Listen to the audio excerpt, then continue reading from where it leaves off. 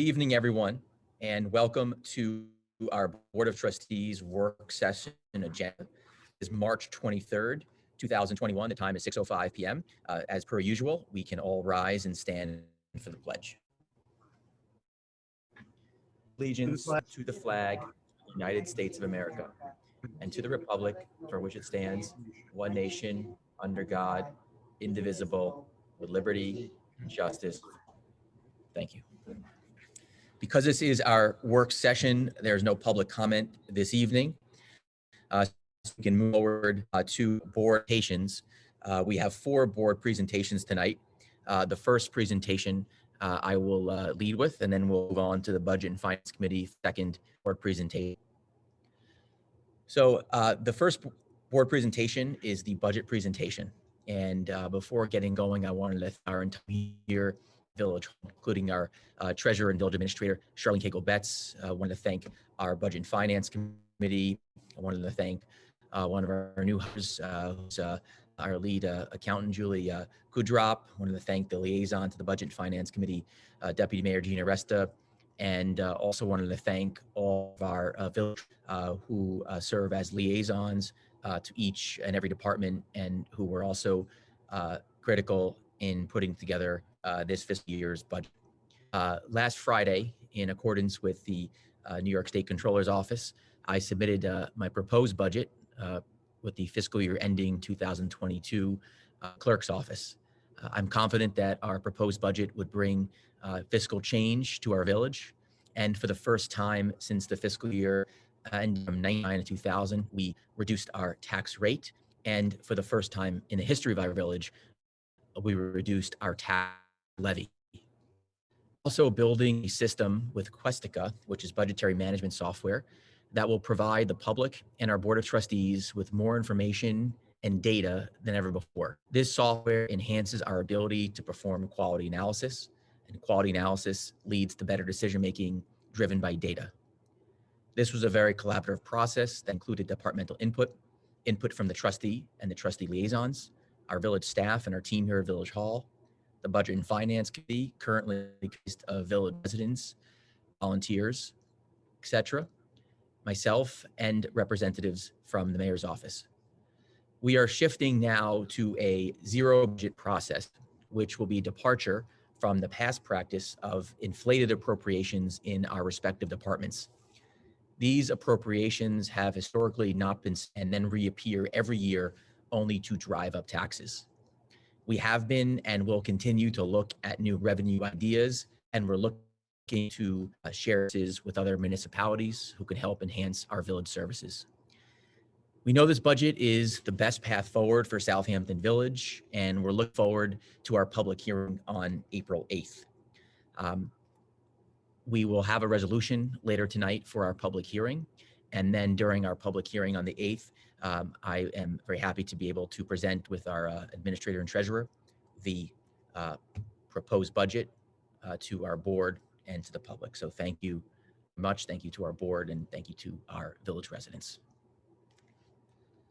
The next presentation we have is from the Budget and Finance Committee. We have an update from our chair, Len Zinanti. Kat, I don't know if Len is in our waiting room here, but we can see Len.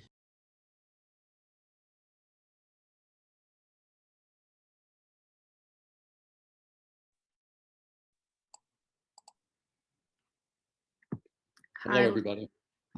Good evening, Len. Good evening. You can hear me okay? Yes. Great. I'm Len Zinanti, and I have the honor and the great pleasure of serving as chair of the Finance Committee. The committee representatives are Dane Neller, Rosemary Dios, and Ed Moneypenny. Deputy Gina Aresta also serves on the committee as liaison. The Board of Trustee approved mission statement for the committee states that the committee functions in a strictly advisory and not a policy-making capacity at the pleasure of the mayor and the trustees. Also, the committee is charged with assisting in the preparation and review of the village's operating and capital budgets, in the review of the audit, and to make recommendations regarding these items. We have been working with the village's strong administrative team led by Charlene, the goal of advising in the best budgeting practices for operating the village in an efficient manner and enhance the quality of life for its residents and businesses. This year, the process included at least one member of the committee attend the Zoom departmental budget meetings with Charlene, the appropriate trustee, and the department head and their staff. The meetings were very interactive, and the committee members were graciously included by everyone as active participants. In our review, we have found information to be forthcoming, which has helped us greatly. This fact, as well as the implementation of the new software, has been very helpful in our work and in our analyses. It has been a very transparent process, yielding better data and seen clearly. For example, the simple implementation of data such as year-to-date actuals and expenses and revenues, and the reallocation of active benefits to each department helps with transparency issues and data analysis. The committee agrees with this position's goals of maintaining village services while cutting taxes and levy amount, as eliminating redundant expense appropriations. We also strongly agree with the introduction of new non-tax levy revenue sources and encourage the development of such new sources. We believe that the new budget direction this puts the village in is equal and fair to its residential and commercial taxpayers and is an important change from the village's past practice. It is very significant and extremely laudable, in our opinion, that unused amount of tax levy cap of almost $835,000 results from the amount of expense appropriation reductions and new non-tax levy revenue sources. This fact greatly emphasizes the changes from past practices and service to the taxpayers of the village. Additionally, the committee has expressed its desire for the village to look at shared services with other local governments and the possible outsourcing of certain services to help mitigate the village's expenses in particular areas. This question to investigate alternative ways to pay for and provide services can be an effective tool to keep costs down and provide quality services as evidenced throughout the state. On a final note, please very support the initiative to investigate ways to provide clean water and sewer services to the village. Is that with respect to the water and sewer initiatives, possible village funding in various forms, including grants, to accomplish these goals are in the village's best long-term interests. We encourage and support the adoption by the trustees of this tentative submission. Thank you. Thank you, Len. My pleasure. Thanks, Ron. Thank you, Len. Appreciate it. Thank you. Thank you.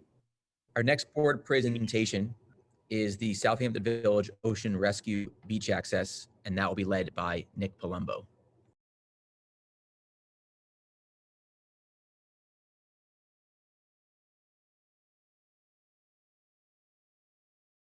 Nick, there you are. How you doing, Nick? I'm good. How are you? Good. Thanks for joining us tonight. Sure. Let's start my video here.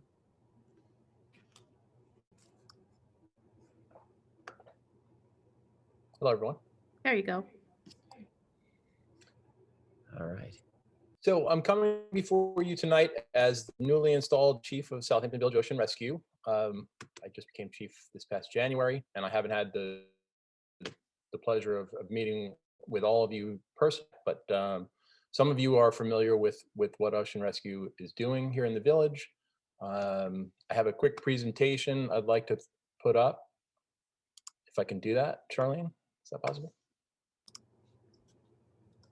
Do we have the presentation, or do you you need to share your You screen? have the presentation, no, but you have the documents that it really I think, contains. Nick, I think you can share your screen. I'm not sure. There you go. So who we are, Southampton Village Ocean Rescue. We're about 20 or so ocean certified volunteer lifeguards. We're a group that was formed following 2 tragic drownings in the village in 2017 by then Mayor Irving, who asked us to come together to form something similar to what the town of East Hampton has. They have a long-standing group that does great work out in East Hampton. And so we're kind of following in their footsteps and trying to create the same type of organization here for Southampton. And the village adopted us in as a emergency responder organization, and we've been coming together, training and getting our certifications, and recently we're starting to coordinate with other responder agencies in the village. And so I'd love to at some point come back before the board and talk a little bit more in depth about where we're at in our formative process and kind of where we're headed and kind of what support we're going to continue to need from the village. But tonight I wanted to talk specifically about a proposal for beach signage.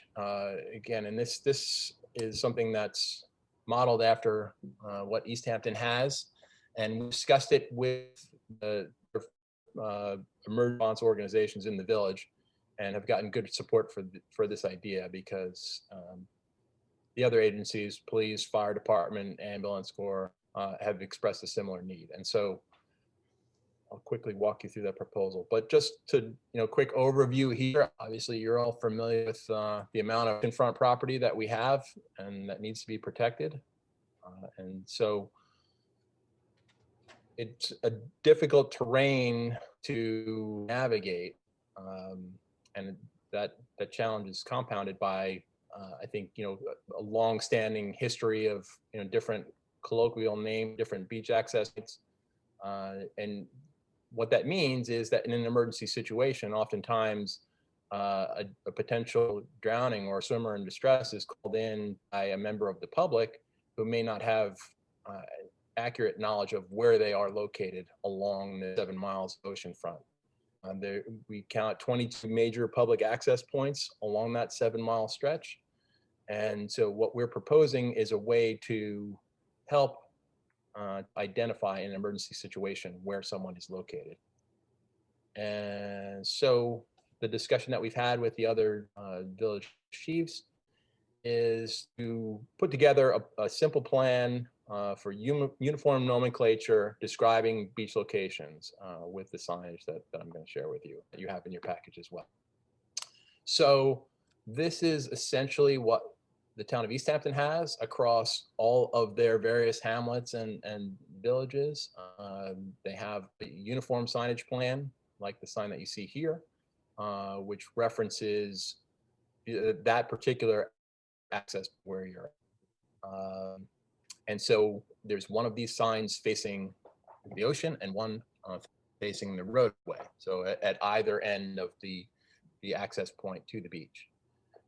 And I said before, this is utilized for all manner of emergency services, but in this case, Ocean Rescue is kind of driving this because it's of real urgency for our purposes.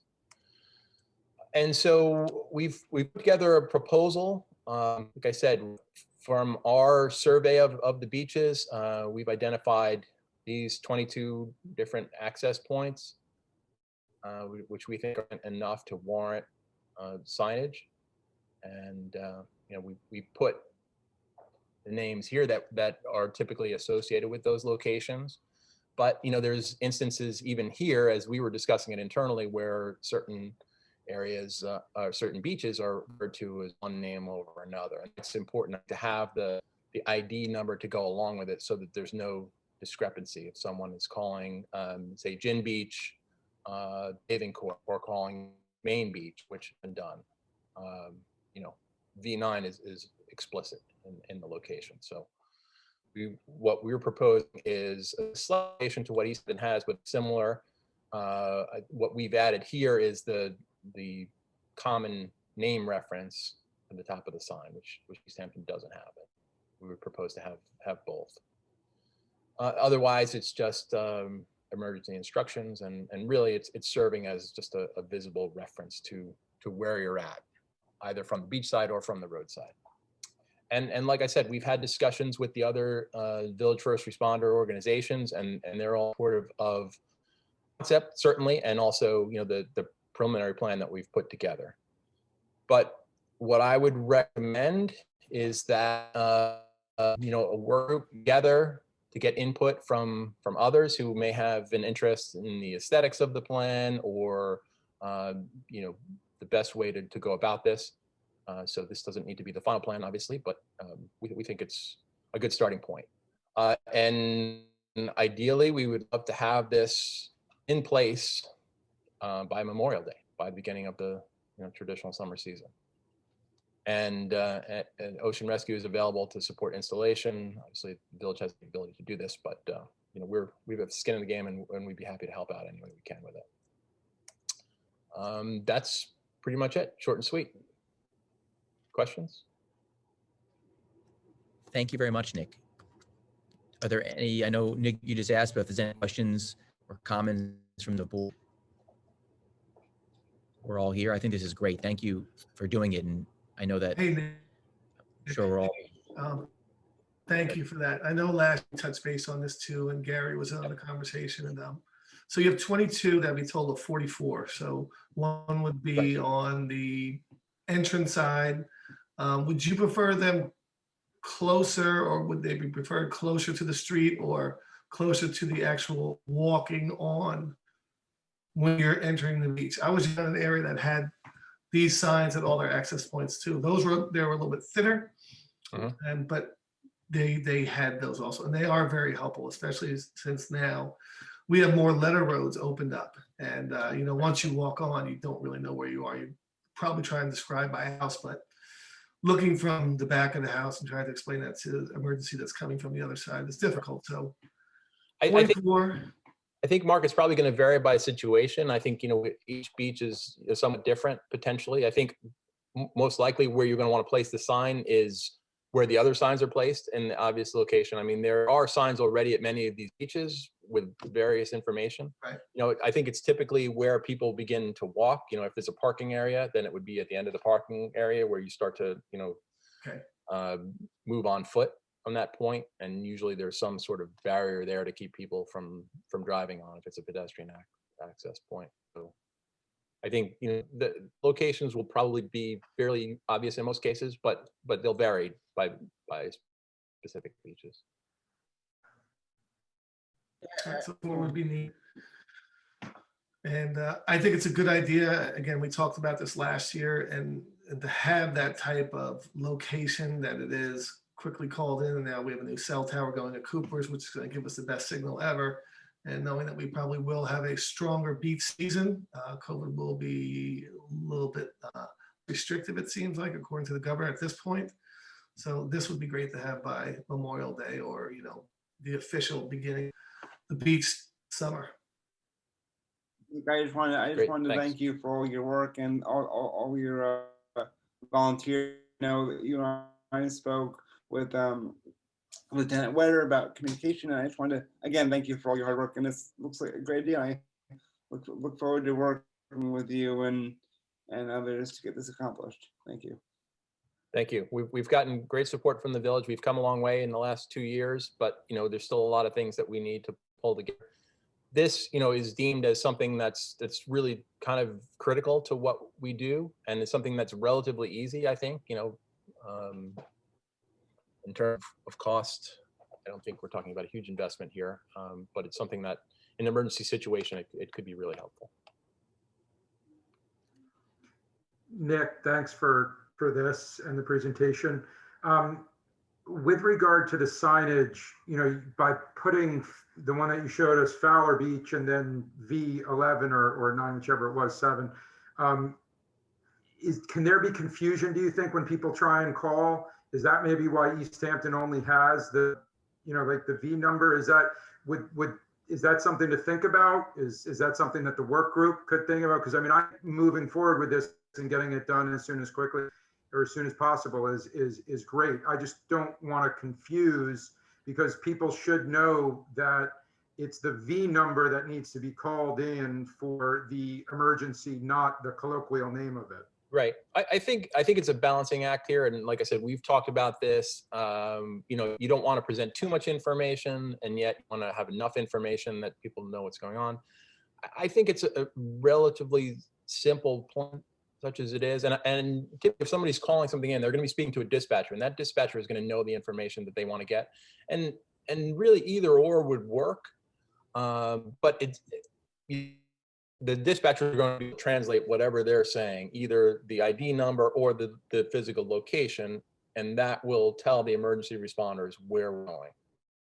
So it's just having something and not having too much information. But yes, at that point, when someone's making a call, the dispatcher is going to talk them through. I'm at the sign. It says V1. It's Fowler Beach. Or some combination thereof. I think it'd be okay.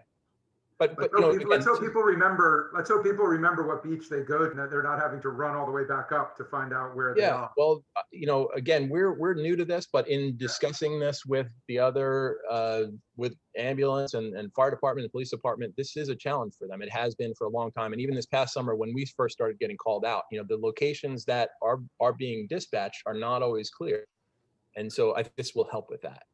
Would it make sense, because some of our beach travel time or drive on or walking from any of the road numbers, our distances, would it be good to put one further down than the walkway on certain beaches where it is along? So if you are running back to find out where you are, you're not having to run all the way back to the parking lot, but you're getting to a certain area and it says, it's kind of like Europe on the roadways, on the pylons, every part of a kilometer, they've got an arrow to which way the SOS phone is, and then it gives the location right on that phone. So it makes it very easy. The more that we can give at a quicker pace and a quicker rate to an individual in distress, the better the quality and the quicker time our first responders can get there.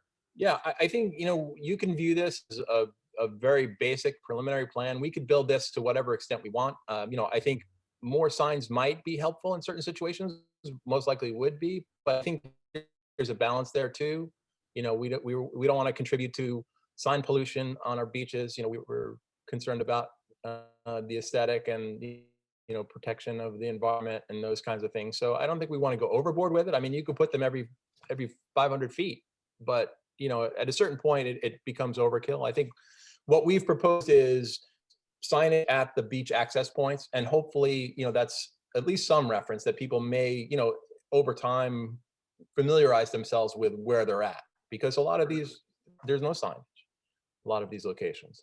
At least people will see that, hopefully remember it in an emergency situation. But we have a starting point here, I think, and we could build this plan to whatever extent we see a need. We talked about having cellular call stations and things like that. I mean, there's obviously more sophisticated ways to do this. This is a very basic, kind of quick response plan to give us something that has been lacking. And this is an idea that's been talked about for a number of years. I know we've talked about it ever since our election. And apparently they were do this just before that were never implemented. But we see this as kind of key to protection of the public and the ocean. Great. Thanks, Thank you, Nick. Thank you very much, Nick. It sounds like there's broad support for this, so we'll make sure we touch base with our Public Works Department to get working on these signs right away. in time for the summer season. And if there's any other support that you need from any of us on the board, just please let us know. We are happy to help in any way. And thank you very much for doing this and volunteering and providing this service to the community. So thank you again. Gary's already on it. The best sign. I'm So, sure he is. Thank you, Nick. Thank you. Okay. The next board presentation tonight is a SOD presentation led by Trustee Aresta, as well as Tim Rump, who I know is in the waiting room. So Kat can let Tim in, and then he can work with Trustee Aresta presentation.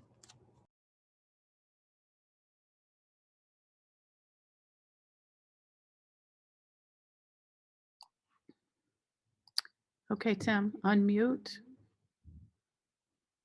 I sent you the link, and now I'll send you a start video.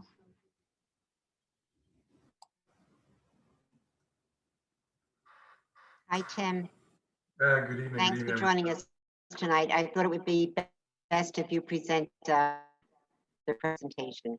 Sure, I have a an aerial photograph that shows what we want to do, so I can share that with everybody, and we can get going. I'll try to be as brief as I can.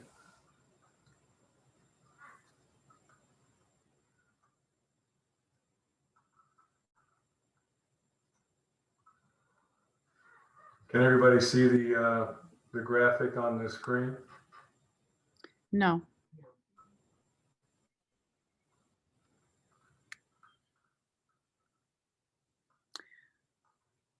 Tim, do you need me to walk you through it? Oh. Perfect. How's that?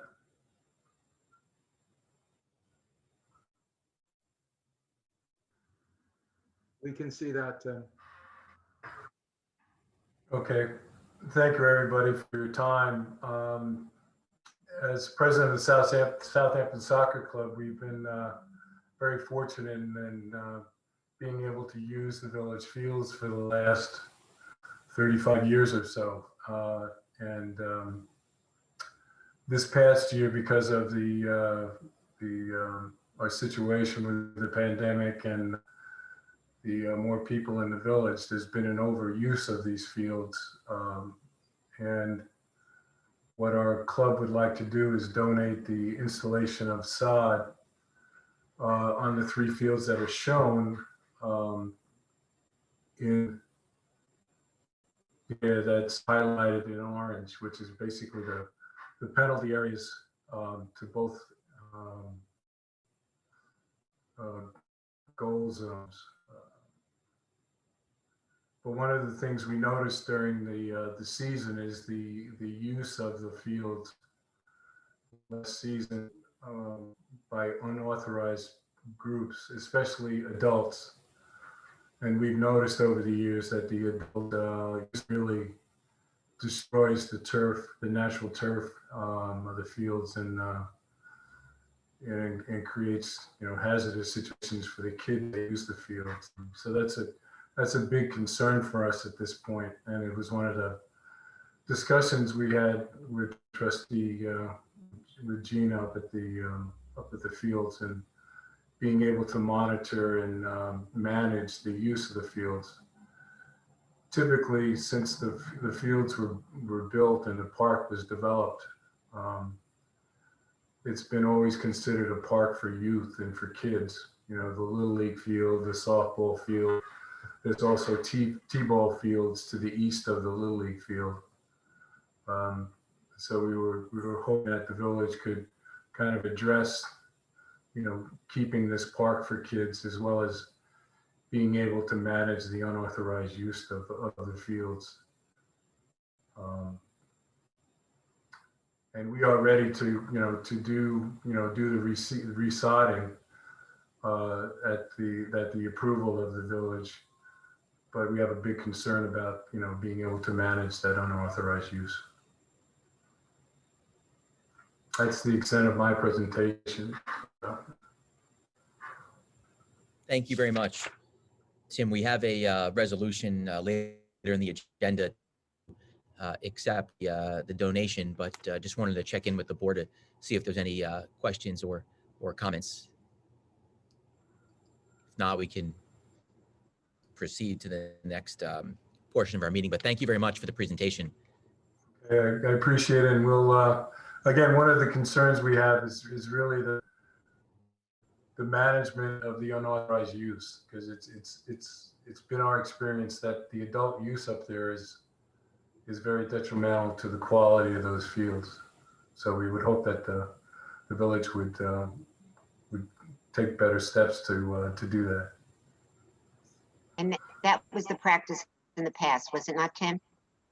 Yes, it was. It was, and also, you know, I know that I don't know when the cameras were installed on top of the maintenance building, but there are video cameras that go directly to the police department and the police station, and I believe they need to be reworked a bit because of some, you know, some lightning strikes that have happened, and so I urge the village to look at that and to help with the management of those fields. Thank you, Tim. Thank you. Absolutely. We'll pass that along to our parks department as well. And if you have any of the guidance about what soccer cleats we should be using, you could send that our way. Very good. Well, it's great for the kids. It's just when we get the adults, they just tear it up. The kids love it, and it's a great place for us. And we appreciate the use of the field. We really do. We thank you very much. All right. Thank you, Tim. We actually have Gary who's got his hand up. So Kat's going to let Gary in, and I'm sure you might want to add to what you have to say as head of our Department of Public Works.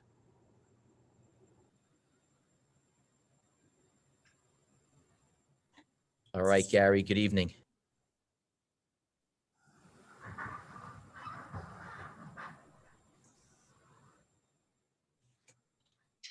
There you go. Try. Just to reiterate what Tim is saying there too. Yeah, we do have to rework the camera system and doing some other parks. Some of the estimates had come in high, so we've been in limbo. We do need to work on that. Tim has been running a great program up there for years for us. So we do have adults from time to time, and we ask anybody who's up there and visits and sees that happening to call the police right away. We also ask the police, especially on the weekends, to take a ride through there and see if they see that. We have to make sure it's only authorized use. We have liability issues, of course, so we have to have them registered. And I would say if the village would ever want to consider it, it may make sense to pass a resolution to have that just youth only up there, and that would go a long way to saving all those fields. In the past, we've also tried to chain off that parking lot there, and people have just parked outside on the road and walked in and continued to play. And even Tim's crew went up there and would lock all their goals up, and the guys would go up there and cut the locks and use the goals anyway. So it is an enforcement program there that has to be, dealt with on a regular basis. And I'll try to talk to Tom, but I think getting those cameras working again would be a big help. That's it. All right. Thank you, Gary. Thank you, Tim. We appreciate your time tonight. We'll move forward with a communication to the board, and this is a letter from Michael C. Hayes from the UPS store, which is a request for 15-minute parking spaces at 26 Hill Street. Charlene, do you maybe just want to just give us a quick summary? Sorry to put you on the spot, but maybe give us a quick summary. Sure thing, mate.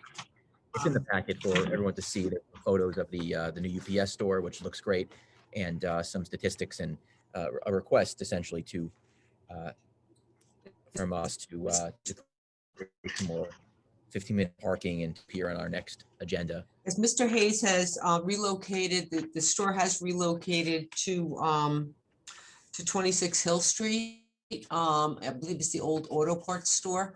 And the letter that he is requesting, he's requesting the board to consider moving or allowing for 3 15-minute spots in front of the store. I believe between the hours of 8 a.m. and 6 p.m. And the prior location, he did have his own parking lot there, and he is making this request.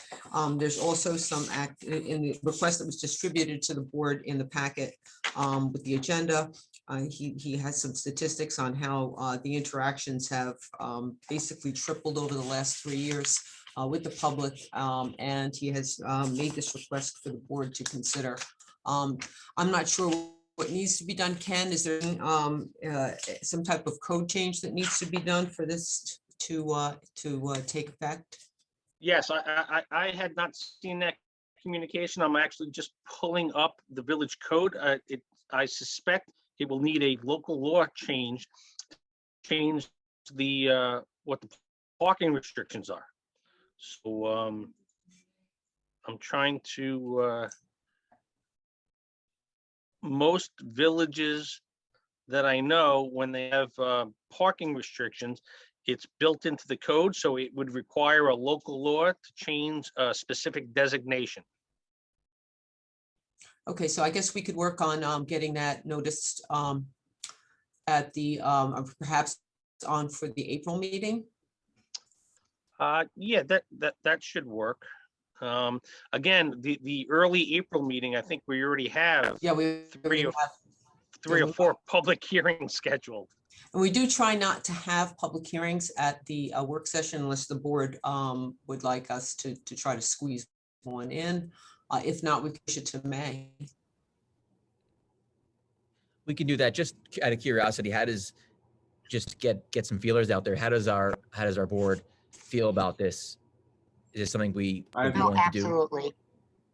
I see what goes on there on Hill Street, and he did have that parking lot before, and people would just come in and out. I mean, it's great. It wouldn't take more than 15 minutes to drop off a package or less, and I think it would really help his business. Yeah, this was presented. This was presented to us last year by the owner, and I believe at that point the board was also in favor of creating some 15-minute parking there, because you do have a lot of parking spaces on either side, and as you know, Trustee Ressa just said, it can be a problem for people coming in and out trying to drop something off, and then you're going to have people possibly double parking, which will create more of a logjam. So I think it's something that should be seriously looked at.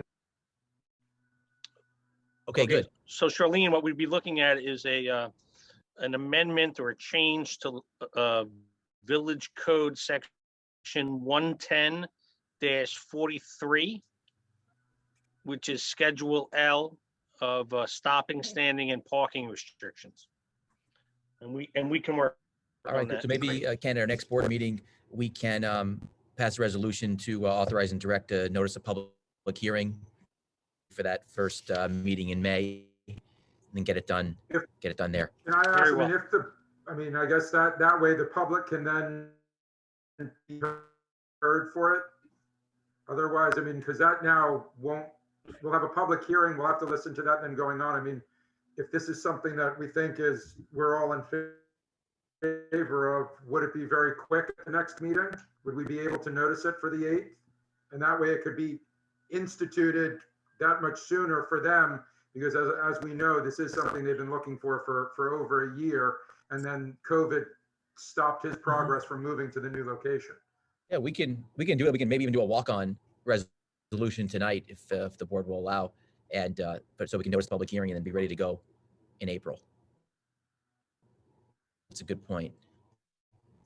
Just looking at the only issue that I have is your publication issues, whether or not we have enough time to publish. And I think we do. Yeah, for the 20th, because we have the 2 budget hearings on for tonight too, Ken. Right. No, but what I was hearing the mayor say, maybe he wanted to do a walk-on resolution to set a public hearing for April 8th for the local law concerning parking. Okay. And I'm just looking at the calendar. The question is, for publication purposes, do we have enough time? And I think the answer is yes. We'd be able to get a publication in the April 1st paper, correct? Yes, if we notice it, if we send the ad in on Friday, it'll come out next Thursday. Right. So I think that is sufficient time if you want to add another public hearing to April 8th. That's okay. That'll be pretty brief. So I think that sounds good. We can have a walk-on resolution tonight, get that in the paper, and then be good to go. So thank you, everybody. Good work. Very well. Okay, excellent. So we have two discussion items tonight, and the first is the village restaurant outdoor dining, but we do have some students on with us for the second discussion item, the solar trash can discussion. So if it's okay with everybody, we might just move that to the first discussion item and let our students and Natalie Cisco, who came out and wanted to introduce this concept to us, take the lead here. So Kat, we've got Alyssa, we've got Bea, I know we've got Natalie hiding out somewhere here, and thank you everybody. Thank you, Trustee Resta. And here we go. Here's Alyssa.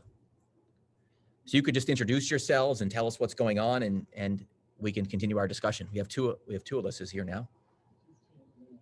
Okay. Three.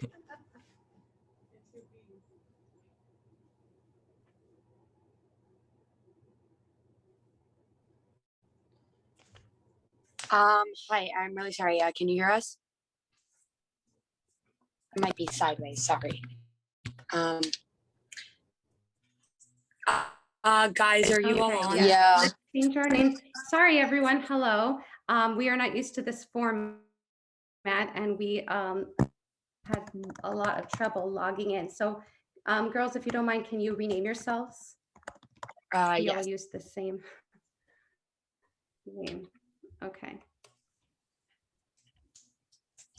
Okay, so hi everyone, I'm Natalie Cisco, and I met this wonderful group of students at Southampton Intermediate School. They are go-getters. Let me tell you, today they have already competed in a mock trial event and absolutely swept the whole competition. So they are just amazing, and they were very compassionate about helping this community and really being a part of it in an eco-friendly way, and just really moving our village into that more eco-friendly way. So what they did was they came up with a slideshow, and I'm going to share my screen if I can.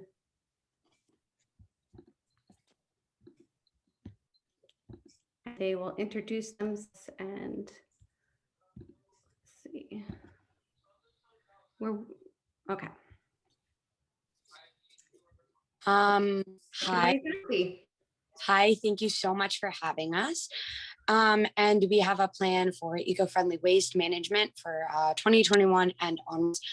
My name is Santi Cassiani Lazarakis. There's also Beatrice Morfogan, Riley Murdoch, Catherine Noari, and Madeline Rodick. And I do not think Riley is here because it's not letting her on.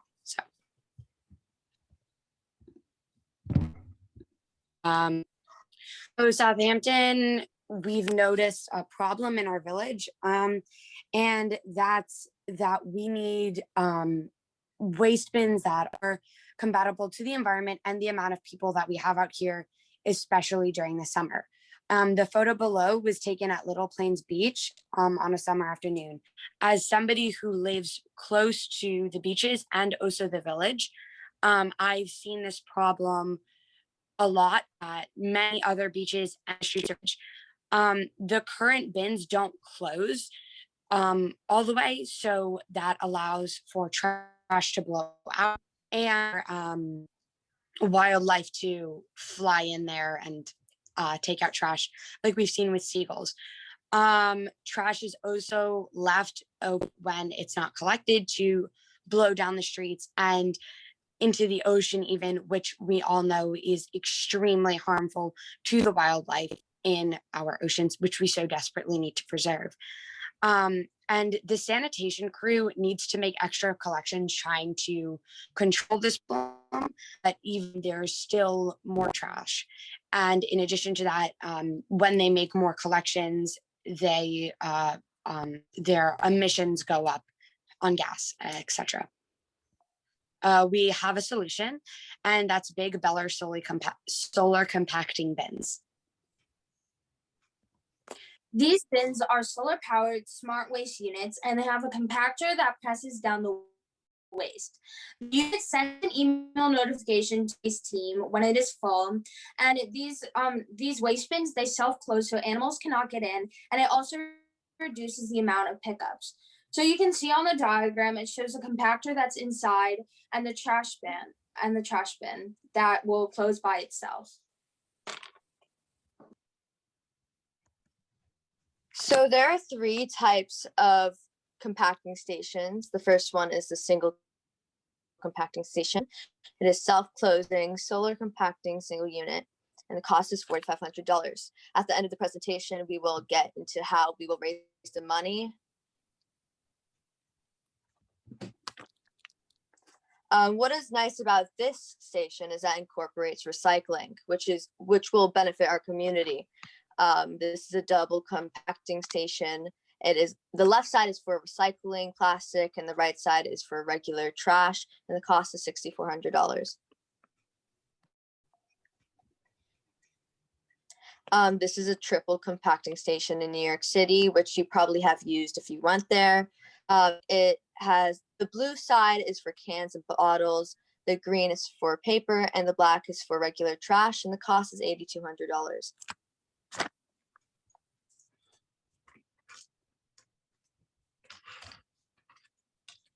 Go ahead, Katie. This is the solar panel, and it is located on the top of the trash bin, and it powers the bin to compact the trash.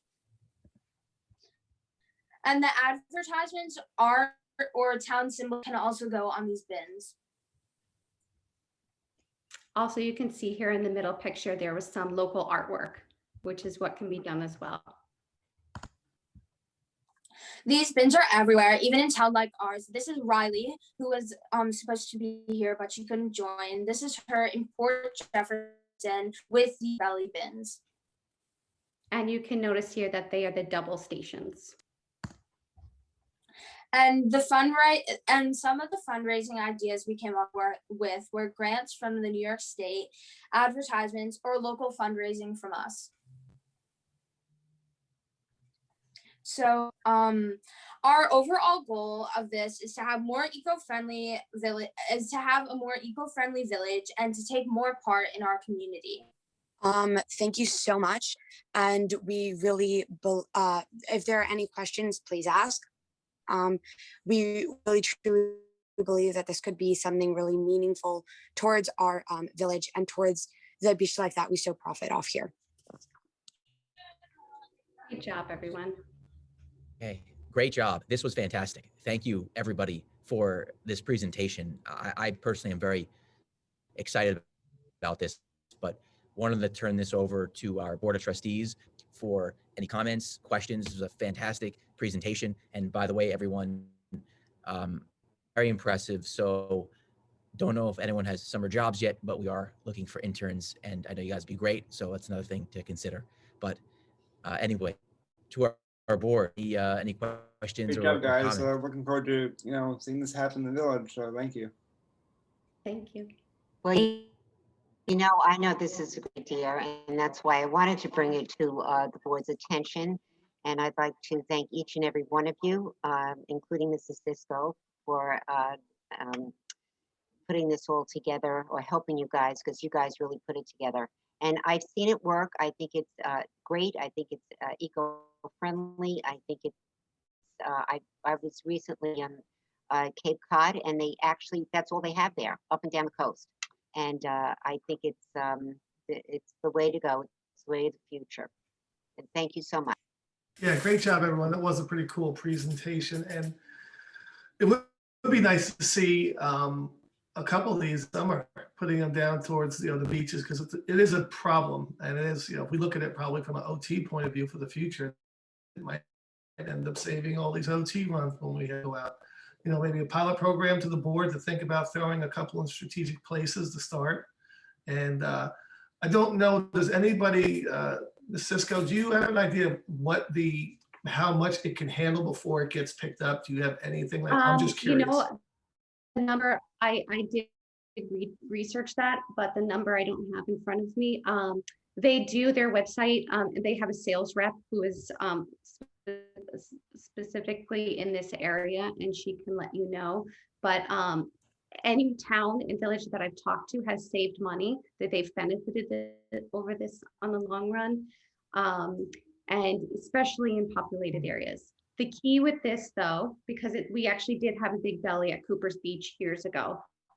The key is that it has to be all or nothing. It will not work if we have some Big Belly bins in one area and not like at one beach, but not all of them, because then the garbage trucks and everything are still going down and making their regular collections. And the whole point of this is to not just the self-closing, but to reduce the amount of pickups. Got Mm-hmm. And I can provide you with the Big Belly representative's contact information later. Thank you.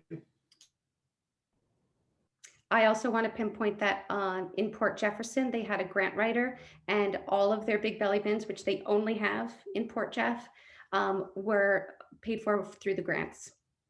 So they had not paid a dime for any of their bins. We also said that we would be willing to do anything that we could, such as a bake sale, etc.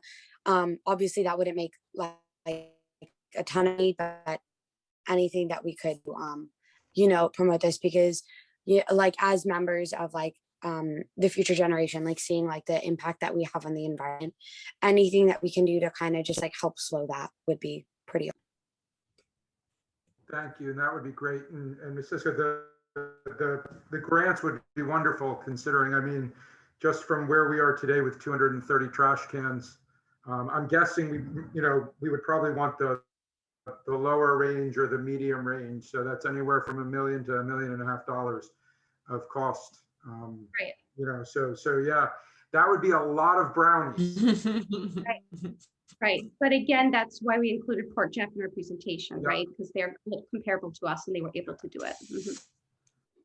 I can certainly reach out to our grant writer and see what's out there. Also, I was just on their website. It looks like their high capacity has about 5 times the Big Belly has about 5 times the capacity of a traditional trash can.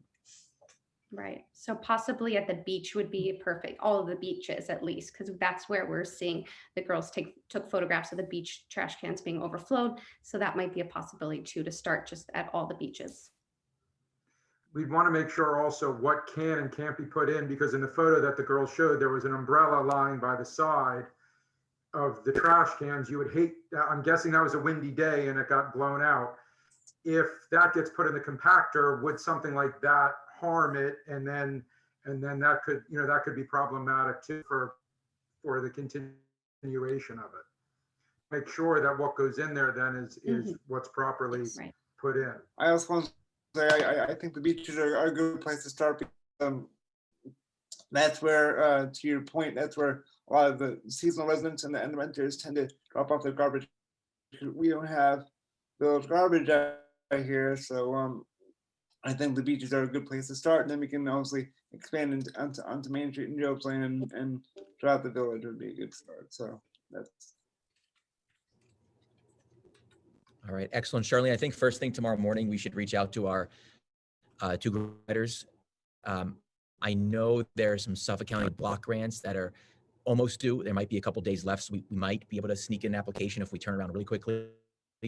But if not, there's probably some other grants from New York State that might be available. And then we could either consider doing some type of competition for artwork, either with the Art Center, or if the board is up for it, maybe even charging for some advertising and generating some revenue to finance it. So those are all great suggestions. So we'll be, on top of that first thing. Mayor, I can talk to the BRC. Maybe we can incorporate them to do some advertising on for stores and stuff as well on these new cans. And if we're just looking at the beaches, then it's 60 trash cans. So that's anywhere from $270,000 to $384,000 that we would need in grants or fundraising. So the number of brownies just went down drastically. But also, I do want to say, since it's 5 times the capacity, you don't need as many bins as there are now. So I don't know if you factor that in. And the representative said they would map that out for you. They would talk with somebody to see what the population is, what the distance, everything. So. All right. We probably would even save some money, because sometimes we make emergency calls at, you know, in the afternoon and have people come in just to go pick up trash, like you guys said at Cooper's or whatnot. There was a lot of all over the place this summer, so this could be part of the solution. So there's many ways to maybe finance this, but in any case, this was an excellent presentation, everybody. Thank you very much. Thank you very much. Thank you for having us. Thank you. Thank you, everybody. Great job, guys. Good Thank you night. so much.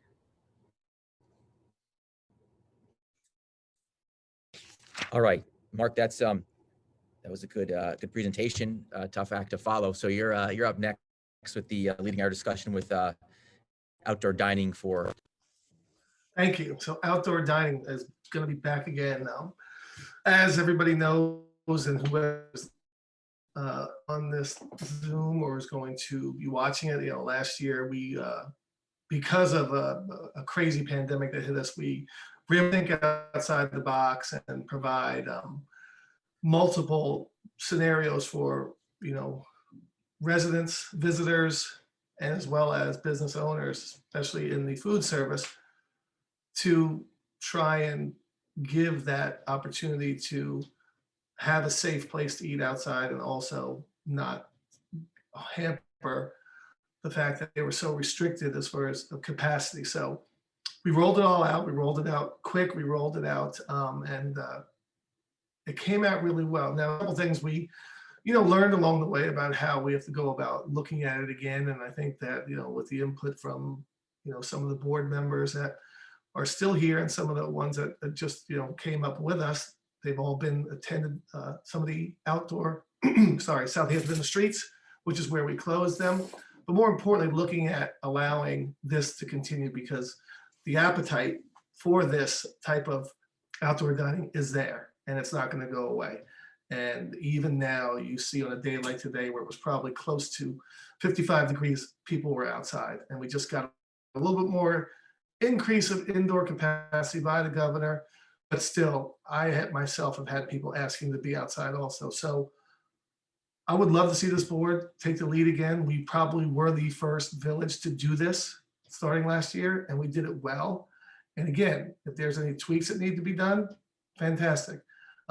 Would like to look at, you know, the streets closure again over the summer, which were very successful for a lot of the public, still getting a lot of people asking if that's going to happen again. And if we do start to see this virus and the vaccinations go way up, which they are, I think we have the possibility to really have a tremendous summer for residents, visitors, and business owners to really, you know, make things spectacular, because it was a challenging summer for everybody. So just quickly, one of the things I thought about was going to what I believe we ended up going is making sure that there is space for people to walk on the sidewalk. Last year, it did get a little hectic at times with some businesses, you know, trying to squeeze as much as they can because they felt that they had some revenue to make up and everything like that. But we can't let that happen at the cost to, you know, access and people being able to walk freely. We do have those red brick areas for a lot of our streets, which was a huge bonus compared to other municipalities. But my thought process is to go back once we started to tighten it up during probably July or so, when we realized that, you know, this could grow quickly, was when we kept to, I believe, within the boundaries of the buildings and on the bricks, and making sure there was at least 5 feet, if I'm correct, where there is space to walk by. With that, that would be a great way to go and get that going again immediately. We do think the weather's getting a lot nicer, and we're going to see that chairs start to come out and tables start to come out. We also have to look at the permits again and how we do that. We were gracious enough as a village to not charge because of what the pandemic was, or was a very slight fee. I think this board should look at, you know, possibly increasing it, because we do know that, you know, it's something that we're going to need a revenue side of things also. But I think we go for it. I think it was great. I think we were, again, a leader of all the municipalities, and it brought a lot of attention to the Southampton Village, which was really good. I'd also like to have the board's input on the closing of the streets again. And maybe this year, mayor and board, we can probably get these dates arranged ahead of time. It's one of the things last year we struggled with, because we're trying to get feedback from the owners of businesses, as well as, you know, what time do we close down the street? I think we started working out much better at the end, but getting this going now just makes this whole transition to summer and a little bit more of, fun easier. And that's it. Thank you, Trustee Parrish. I just want to say, if I may, before you speak, is that I was approached by, I was called by a restaurant owner who asked me about this very thing, and they wanted to know if it was going to be viable for them to have it this year. I guess the one question is, I don't know how the board feels. Do we want to allow the barricades again? I know that some residents felt that the barricades on the street to allow more dining was a bit unsightly, given they were concrete barricades. So, given that we are increasing indoor dining, do we want to do the barricades as well in the peak of season, or do we want to just keep it to just the sidewalk? So, I'm curious to know how we all feel about that. I'll make a quick comment on that. That is one thing that did work well for the fall. I mean, that was a great transition to the fall, and it provided people to, have a little bit more as the summer. And with the advent of the heaters that they put out, it really was sort of a cool look when you drove around at night. However, parking spaces are extremely important. I don't know if Gary's still on, but one of the things we couldn't do last year is get these really beautiful barriers. So because they were gobbled up so fast by other municipalities around the country, we ended up getting the concrete. Now, we did paint some of the restaurant owners did do that, and some of them dressed them up really good, but again, they were still concrete. So I don't know if Barry has any input on some really nice Jersey barriers that we had seen that are wooden, and I believe Greenport had. And if that's an option, the board wants to consider that for certain areas, and I think it's a I discussion certainly to would, have. Mark, just before you go. I think to have wooden ones to be more applicable to our historic village, I think it would be much better. Considering the concrete ones are a little, as you said, they're ugly and very they're not very in keeping with the village. So if we can do the wooden ones, Gary, I think they would be a home run. Yeah. You had wooden ones. I don't know about wooden ones, but we did say Jersey whatever barriers. Ones that Mark was alluding to. My apologies. The Jersey barrier. My apologies. A Jersey barrier is what you might see on a highway to divide lanes, where it's wide at the bottom and skinny at the top. I would have to look into it. We haven't made any inquiries about it yet this year, but we I certainly. know Gary last year, when I know either Paul or Steve, when I talked to them, they were all out. So that's why we ended up getting the concrete one. So, I don't know. Obviously, they probably produced a lot more since then, because they realized that this is probably something that could continue on. Maybe you could reach out to Greenport, see where they got theirs. But those are the ones I think that we have seen, and I've seen pictures of them. So if there is a way we could get these that are real nice space, so you can put planters right in the top of them too. Those are a little more expensive. They are, but it's something that, again, I think this village is going in a direction we want to have more outside events, and those can definitely be used for years. And we do have a great DPW staff that has great carpentry skills and woodworking that can. I think, and to your point, Mark, I think, it wouldn't be throughout the village. I think we could maybe focus those barriers on Job's Lane, like in front of the chef, or Gastro in front of Job's Lane Pub, or we could also, focus on Nugent Street in front of Tuto. Those are the areas where they wouldn't. Those areas that they kind of do take up the fire spots, or it's not applicable to have parking spaces there. So that could be those two areas in particular. Don't forget about Hampton Road. 3 areas would be. Yes. Or Hampton Road too. All right. Well, we can reach out to vendors tomorrow and get some idea. Thank you, Gary. Thank you, Gary. I think that's a great idea. So first, obviously, the barriers for the outdoor dining for the restaurants. We have a lot of inspiration to draw from, given our online meetings. I'm actually looking at a Pinterest board right now, and there are so many options, whether they're the Jersey barriers or other types of barriers. We could provide, our board potentially could provide options. and potentially even some of the restaurants could opt to purchase them. This way, it's not a village expense, or we can provide some hints as to what they could get. So at least we can get some restaurant participation. Trustee Parrish, you're absolutely right. If we start early on this one, we'll give everyone a head start, so ready to go. So I think that's a great idea. I'm all for it. The more outdoor dining, obviously within reason we can do is better. I think we're moving in that direction, so I completely agree.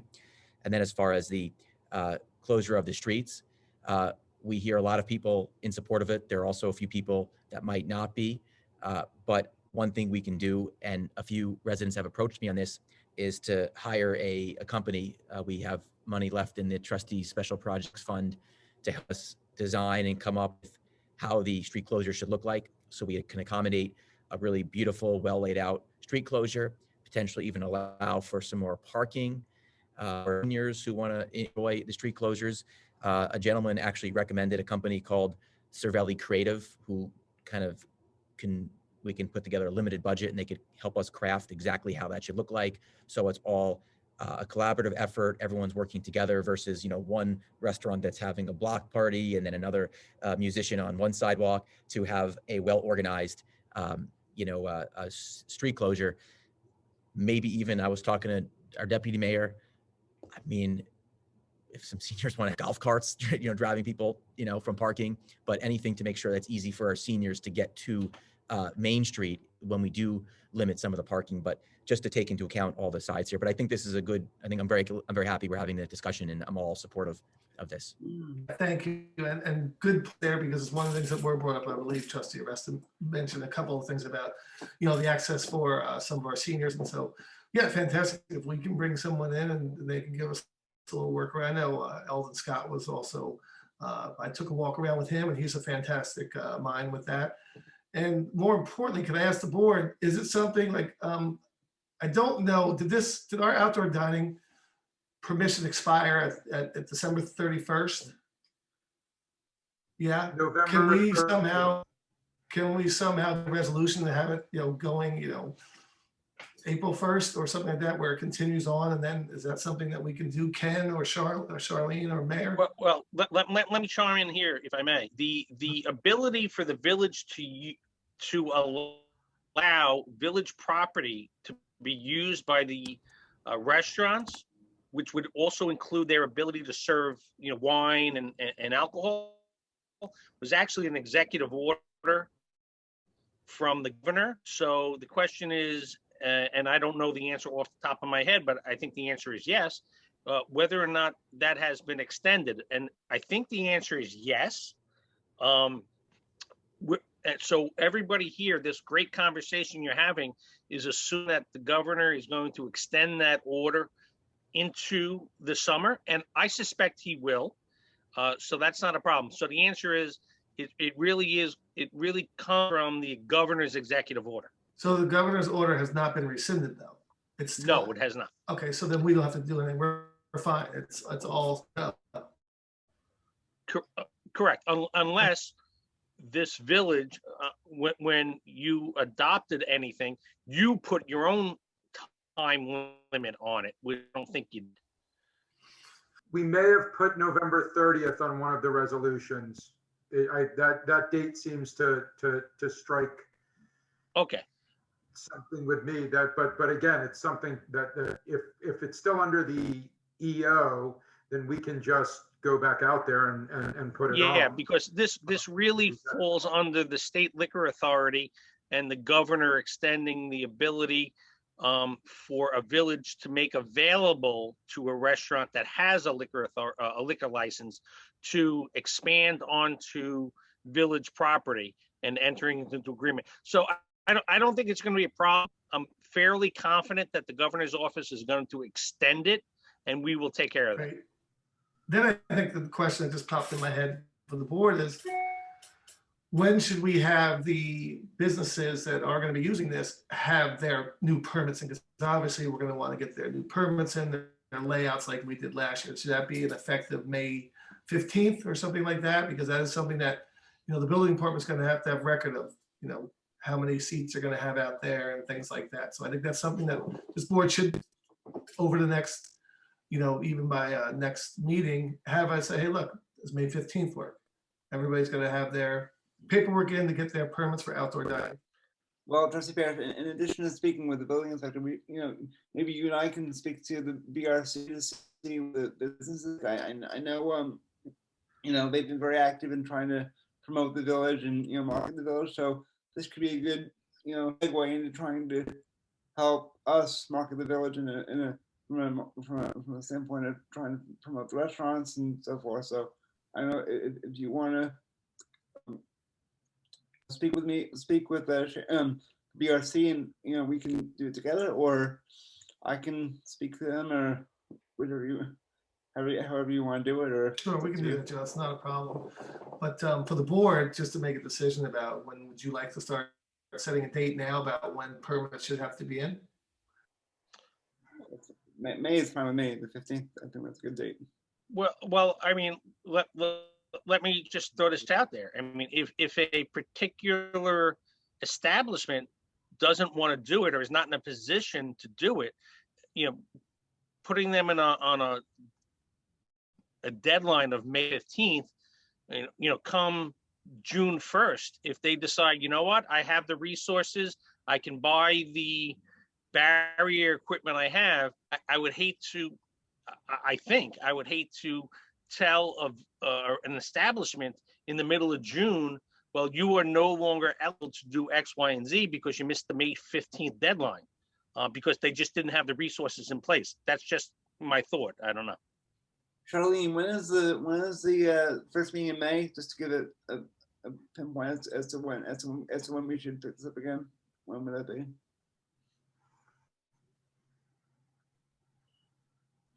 Excuse me. Charlene, I think you're on mute. 13. The 13th, I'm sorry. That's actually right before the supposed deadline. So we could do a window, have a window between the 15th and the 20th of June. That could be the window we could impose and say between this 5-week period, you have to have your permits in.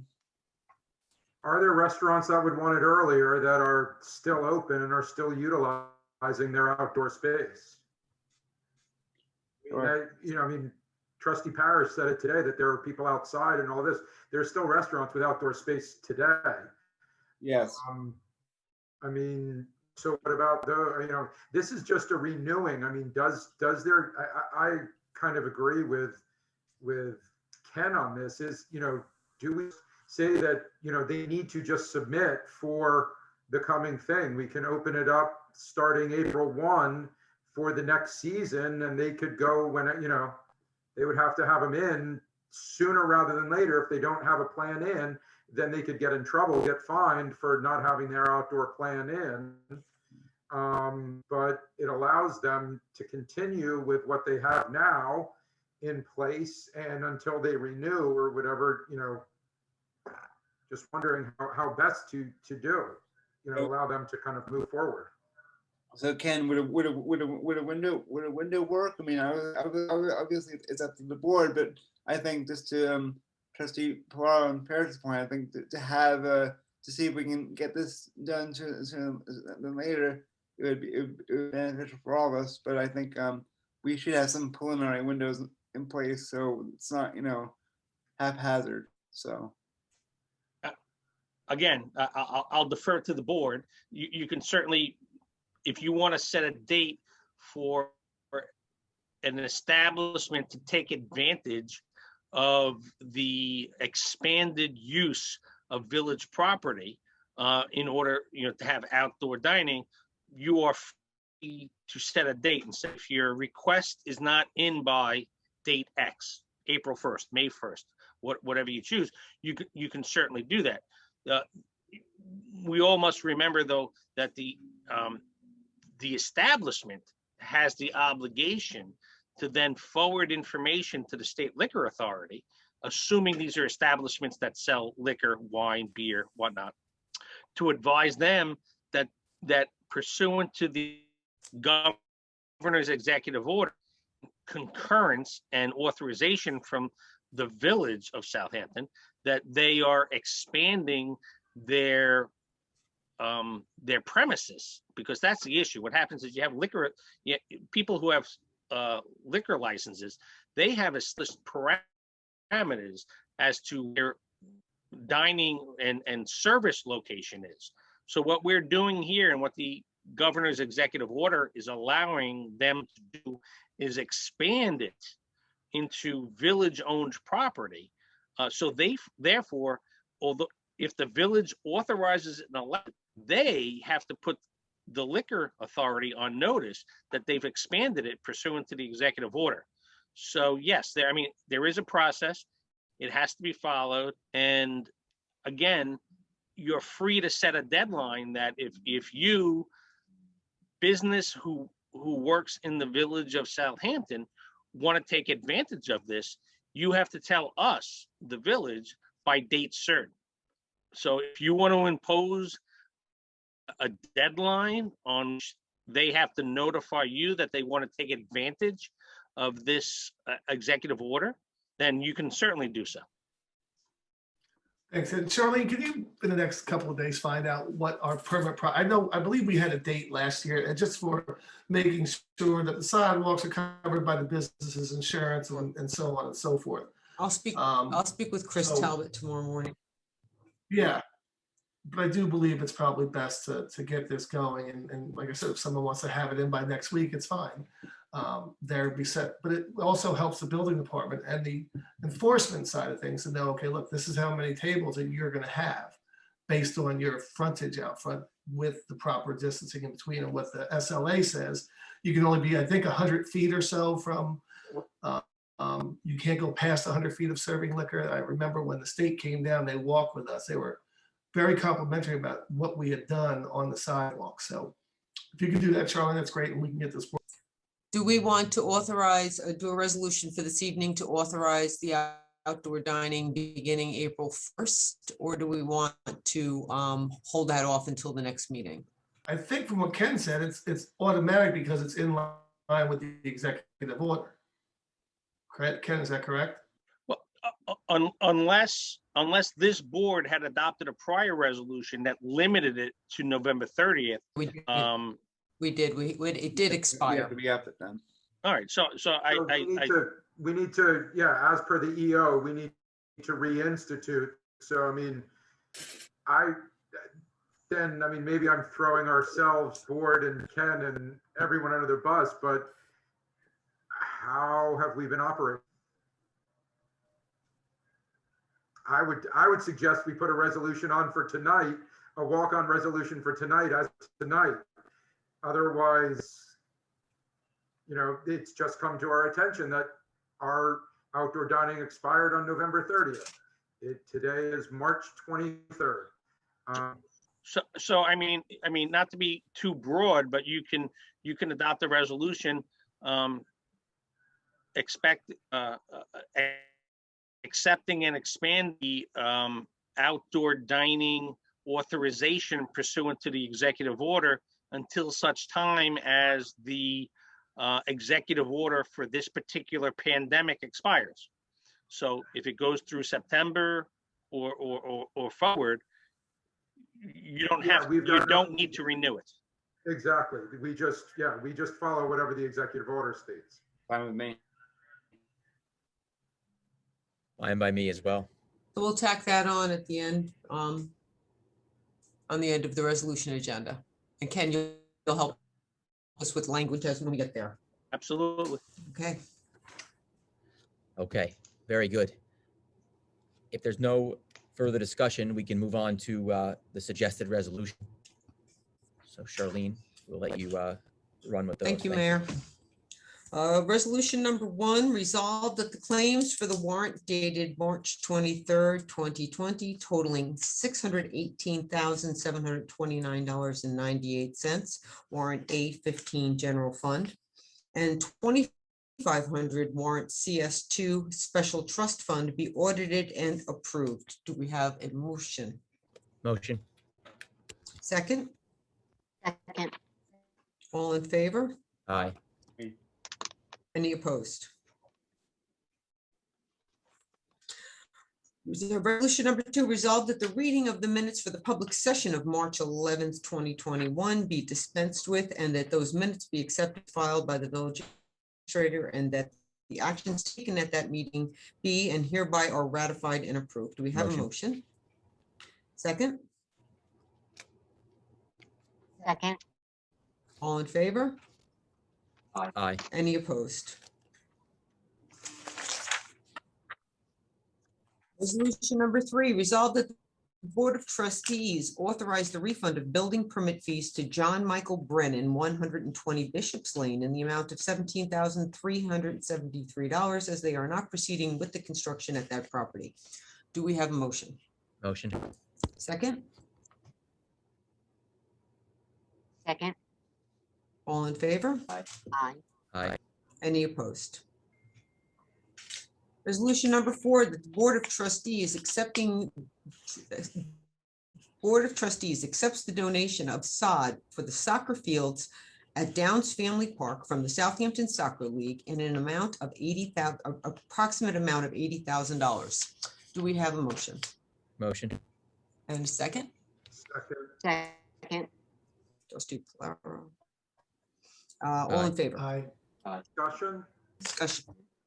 Just on what Mr. Rumpf was saying, do we need to put anything on here saying that, is there any contingency on the donation with regards to us making sure that the field is utilized for youth or not, sorry, not youth. Do we need to make sure that we are monitoring non-authorized play with any of this? Does that need to be somewhere in this resolution, or is that just on us to make sure we're doing that?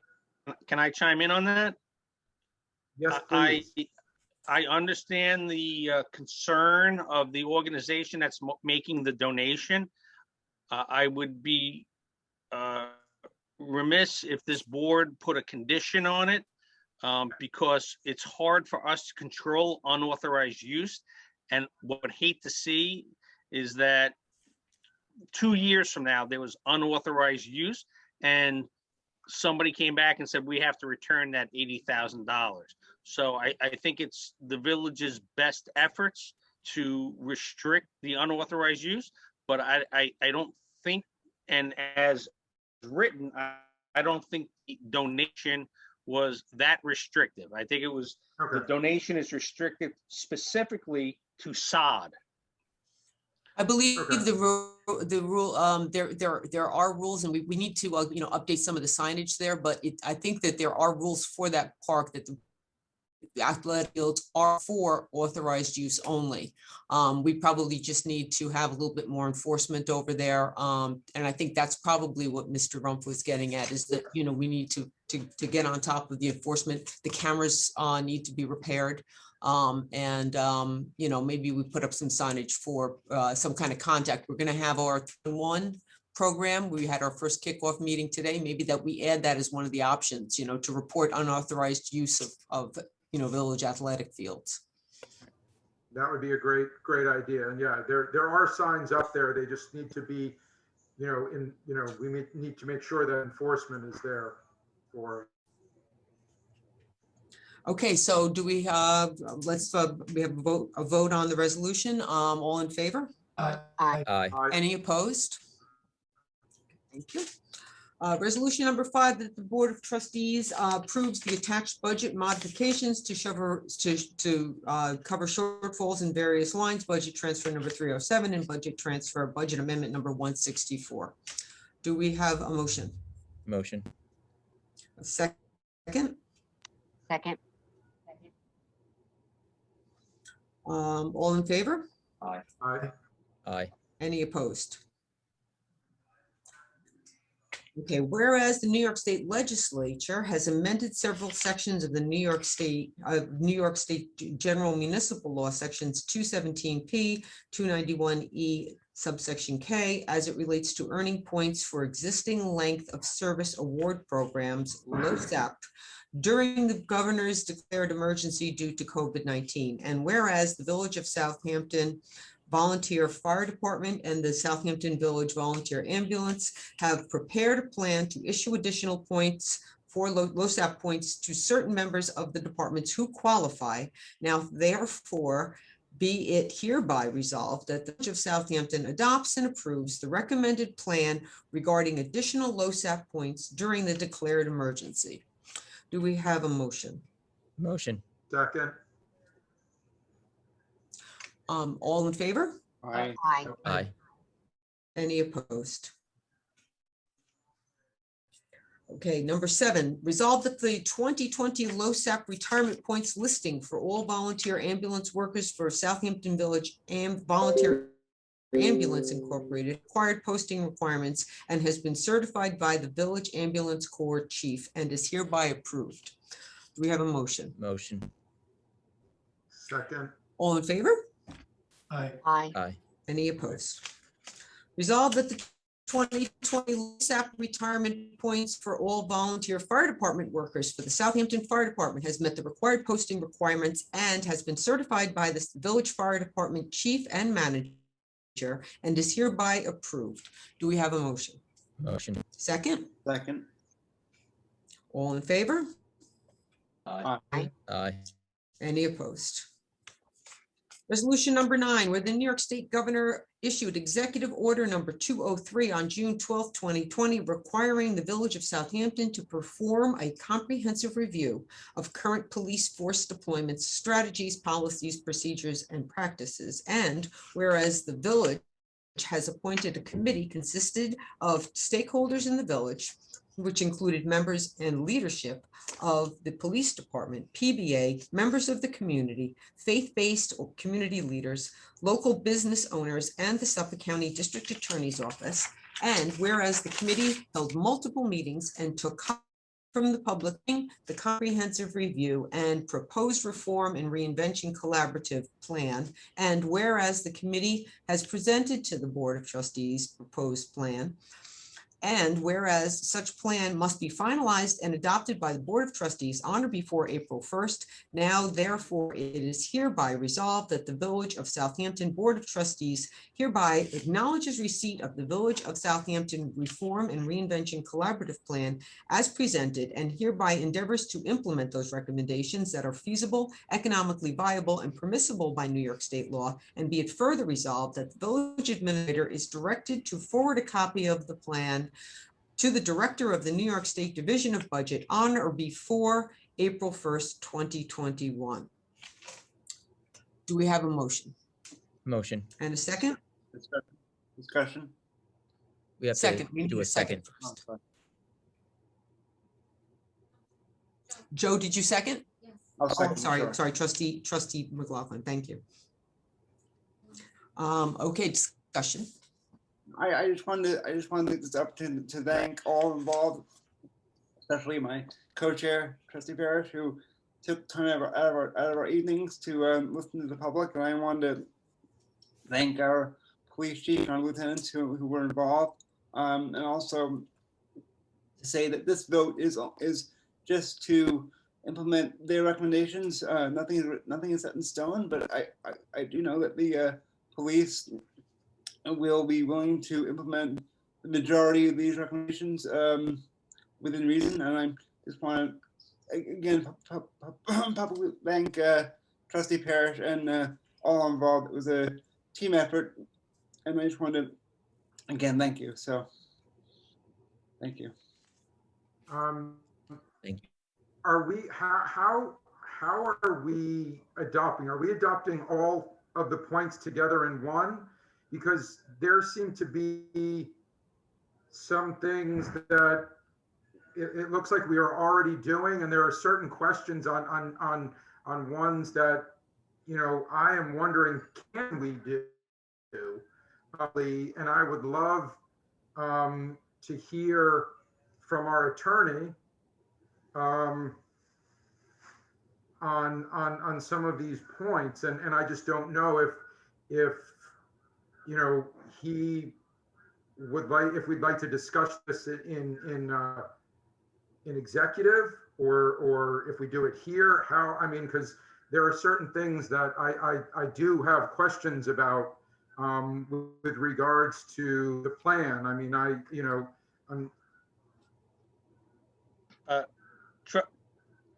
As I have said to, I think, a number of trustees and the mayor, I'm happy to answer any questions you have concerning any topic, including this plan.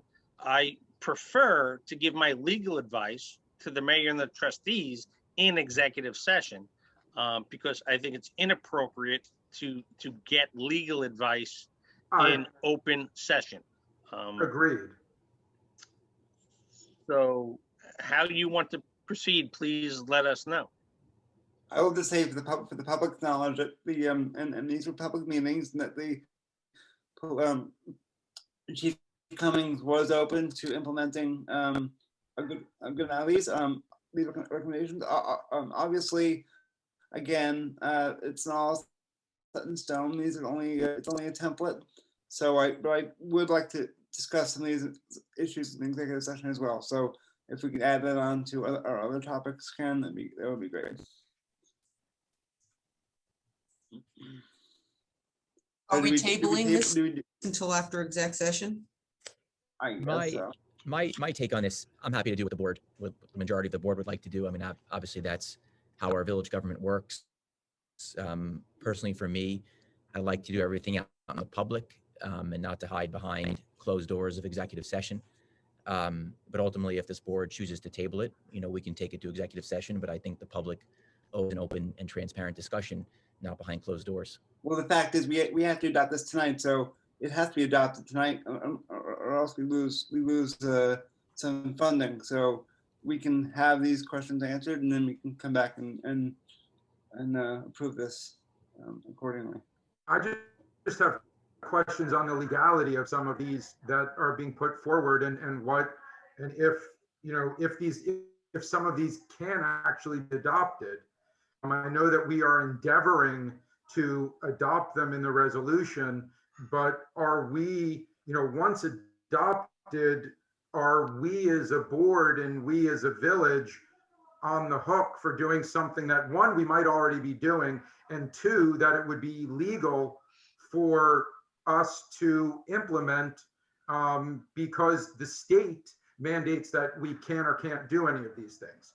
And so that is one of the things I would like to hear from. I will say, Trustee Pillar, in public, is to say that these recommendations were recommended by the committee. As a council knows, it was a rather interesting conversation at times. So I think obviously I have some questions as well. So I think those questions can be answered behind in executive session. But just so you know, these recommendations were brought forth by the body that Paris and I co-chaired. So that's really the source of all this.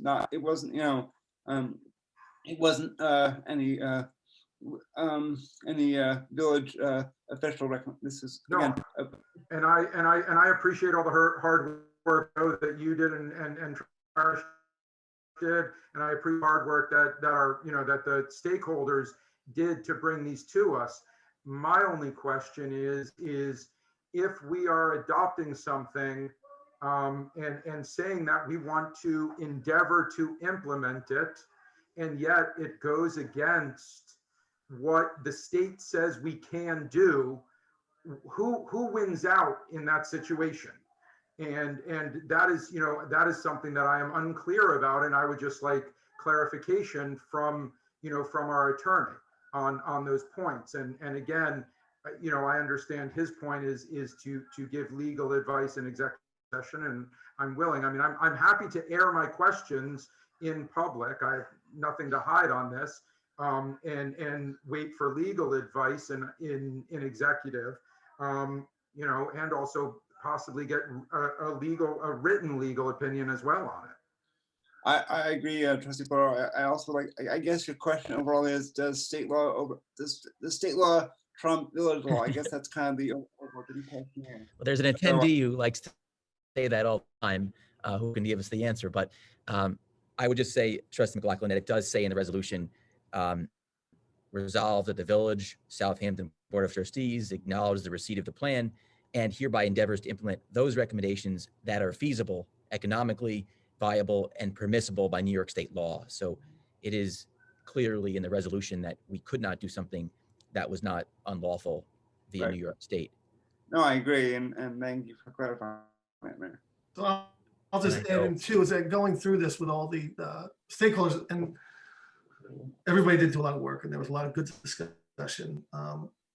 But the reality is that, they were advised that some of these recommendations were going to be difficult for numerous reasons. And I think this just came to, again, for the ones who weren't involved, I know Joe and I were there for most of mine, I missed one, but I don't think Trustee Aresta sat in on it, or Trustee Polaro. So being that this just came to us yesterday, for them, do they have enough knowledge going all through it? And that's just one of the things I think that, did we have any discussion amongst us saying, okay, look, this works, this doesn't? Again, the recommendations are there. We know what these stakeholders were asking for this village to look.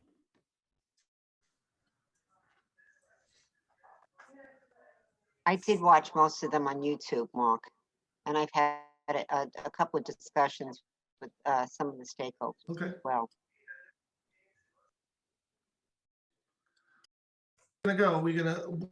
Let's table this to So I will ask for a motion to table until after executive session. I'll second that.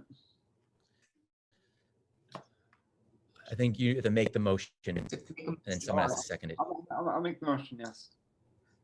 Second? My discussion is I think that the resolution is very clear. I think that our two trustees and our stakeholders and everyone involved did a really good job and dedicated a lot of their time. And everybody had a lot going on, and there was quite a few meetings. There were quite a few discussions, and every stakeholder put themselves out there to the public and at great risk to themselves. And there was some high emotion. And I just feel like we owe it to our stakeholders to do everything in public. So you've got the motion. I'm going to vote no, but Mr. Mayor, again, as I said, you know what? I am happy I will go through point by point to ask the questions that I have on it so that the public can hear my questions. And then I will receive in executive the answers to that. Because I have nothing to hide with the public. And as I said, I greatly appreciate the hard work that they did. I am not trying to hide behind anything whatsoever. I just have questions on this. I received this at 12:33 yesterday, a 37-page document. 18 hours ago, at the start of our meeting, I received this. I didn't have time to read through, in some of those times, I was asleep during that time. And so I just want a clarification on some of the 37 pages. I don't think that's, outrageous to ask. And if you would like, I'm happy to do it right here and start asking some of my questions. you're welcome to do anything that you like to do. I think you guys have the votes needed. So it looks like we're headed to executive session. Again, I'm happy to not go to executive session until, after, and to just get the information, but to ask my questions in the public. Either way is fine with me. I have nothing to hide, and I would have happily asked these questions in public. When we get to the resolutions, so if you want to ask your questions, it's up to you. I just like to get to the rest of the resolution, so we can move on to the executive session. So we don't, we're not here all night. So I just want to make sure that we're all, But I do agree. I do think we should clear the air on some legal matters. But so do you want to table it and go through the rest of the resolutions, and then we can? I guess let me ask Ken this question.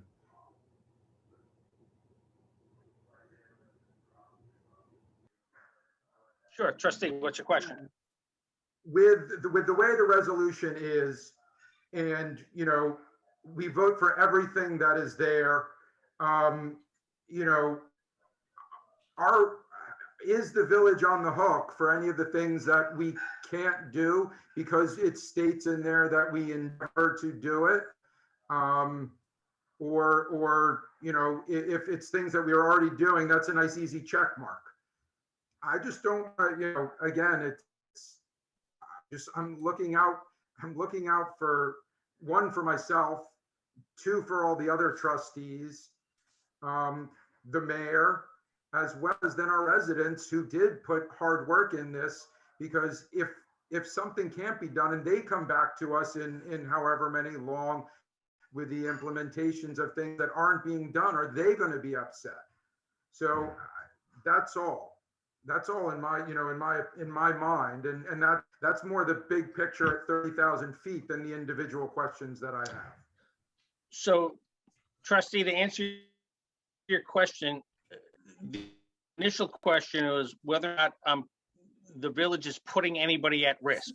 And that is a legal opinion, which again, and I've said to this board, I am reluctant to give legal advice in an open session. If you want me to, I will. I'm reluctant to do so because I have a attorney-client relationship with the board.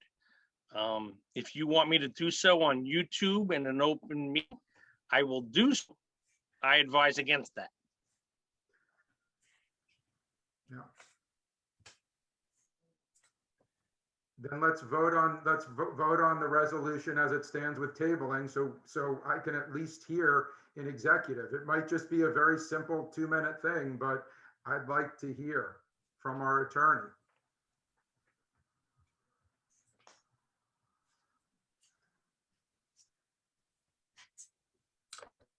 So we've had a motion and a second on tabling the resolution. Should we call for a vote, Mayor? There's a motion and a second. We've had situations like this before where I'm in the minority of the board, but again, I think the resolution is very clear. There's a number of, again, I was just an observer on these meetings. I'm here to, back up the work of the people, and I'm sure we'll get to the same answer. So it's fine any way you'd like, but there, as the chief of police said, there wasn't anything that seemed out of the ordinary. So he's on, he's there publicly, and I thought Trustee Parrish and Trustee McLaughlin's job, and there's a number of action items. There's a number of non-binding recommendations, and it's actually turned out to be a good piece of work. But feel free. I'm just Mr. Mayor, I'm not disputing the good piece of work. I am asking a simple question of our attorney, and the attorney has informed us that he doesn't want to give legal opinion in public forum, which I can understand. And I question why all of a sudden this is not a personal attack on any of the people that are involved, anyone on this board. It is simply a question that I am asking about the process, how we do things, and I would like an answer. I think it can be a very quick summation by our attorney once we get into executive session and we return to vote on it. I'm not looking to discredit any of the work that was done. I'm not looking to discredit any of the people that were in this. I just have a question.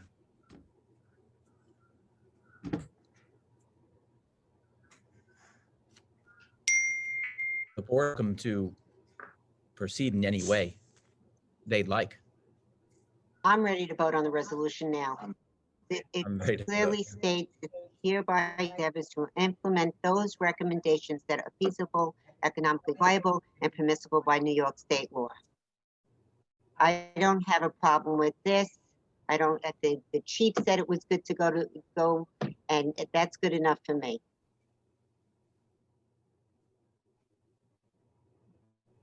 Great. Joe, why don't you withdraw the motion? I'll withdraw.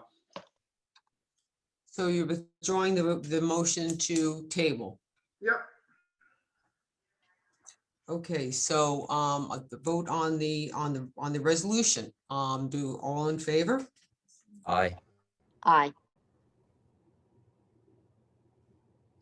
Any opposed? Are there any opposed? No, I'm going to abstain. I don't have the full information. I'm sorry, can I take a roll call? I didn't get the vote. Mayor Warren, Aye. Trustee Aresta, Aye. Trustee Polaro, Abstain. abstain. Trustee Parish, I'd like to go to executive session and let those questions be answered. Trustee McLaughlin. In the interest, in the interest of getting this done, you can get it by the April 1st. I will say aye. But I still like to have the questions answered in the session. If that's Great. I think this is not about that being passed. It's just about some clarification to a trustee that really would like to have some answers. And again, it has nothing to do with, whether or not we think that this is a bad plan. I did sit on all these except for one, and I know that this plan can be implemented and all, but he does have some questions. I think as an elected official, he should have those answered. Okay, well, the motion carries. That's fine. Resolution number 10, the village administrator is hereby authorized and directed to publish a notice of public hearing on the tentative budget scheduled for April 8th, 2021 at 6 p.m. Do you have a motion? Motion. Second? Second. All in favor? Aye. Any opposed? Resolution number 11, the village administrator is hereby authorized and directed to publish the notice of public hearing for the purpose of considering authorizing the village board to adopt a budget for the fiscal year commencing June 1st, 2021, which may have a real property tax levy of more than the tax levy limit as defined by General Municipal Law, Section 3C, on April 8th, 2021 at 6 p.m. Do we have a motion? Motion. Second? Second. All in favor? Aye. Any opposed? Number 12, resolved that the Board of Trustees accepts the fiscal year end May 31st, 2020 audited financial statements as submitted from the accounting firm Sadie Levine and Chiaco CPAs. I just wanted to mention that they will be presenting the financial statements to the board. They couldn't make this evening's meeting, but we do have a filing requirement with the state and some of our granting agencies by March 31st. So we needed the board to accept the financials that I circulated last week, which is why it's on prior to the presentation. I just wanted to clarify that. Do we have a motion? Motion. Second? Second. All in favor? Aye. Aye. Any opposed? Resolution number 13, that the Board of Trustees approves the request to issue an RFP for the sewer district map and plan as drafted by Paul Travis and the Sewer District Task Force, which will be added after final review by our village attorney. Do we have a motion? Motion. And a second? Second. I think Paul Travis is here if anyone has any questions. No questions on the RFP? Does Paul want to give a quick update? I know, Andrew, you're shaking your head. If the board doesn't want him in, it'd be nice actually, I think, for Paul to give us a quick update. A formal discussion item at the next meeting, Mayor. I think it should be a formal discussion, not as a resolution. Let's pass a resolution. I know this committee has done a lot of work. I've been sitting on it, as have you. So let's pass this and then have a formal, maybe like a work session with the task force next month or in May. So that's my suggestion. Well, he has his hand up.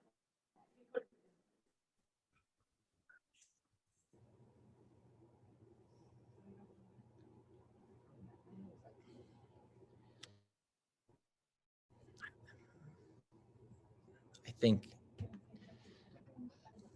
let's do this. Paul has actually worked pretty hard on this, and I know he can come and give us a presentation, but maybe Paul, if he comes in, he can just quickly update us. I think it doesn't hurt.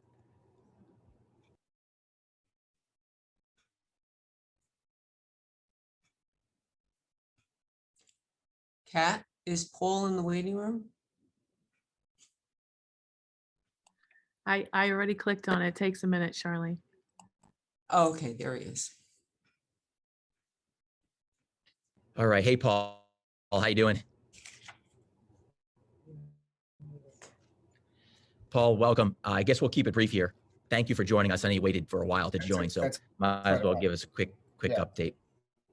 Just to extend the environmental theme tonight, I think everyone knows wastewater collection in the village, and particularly the village business district, been a major concern for a long time.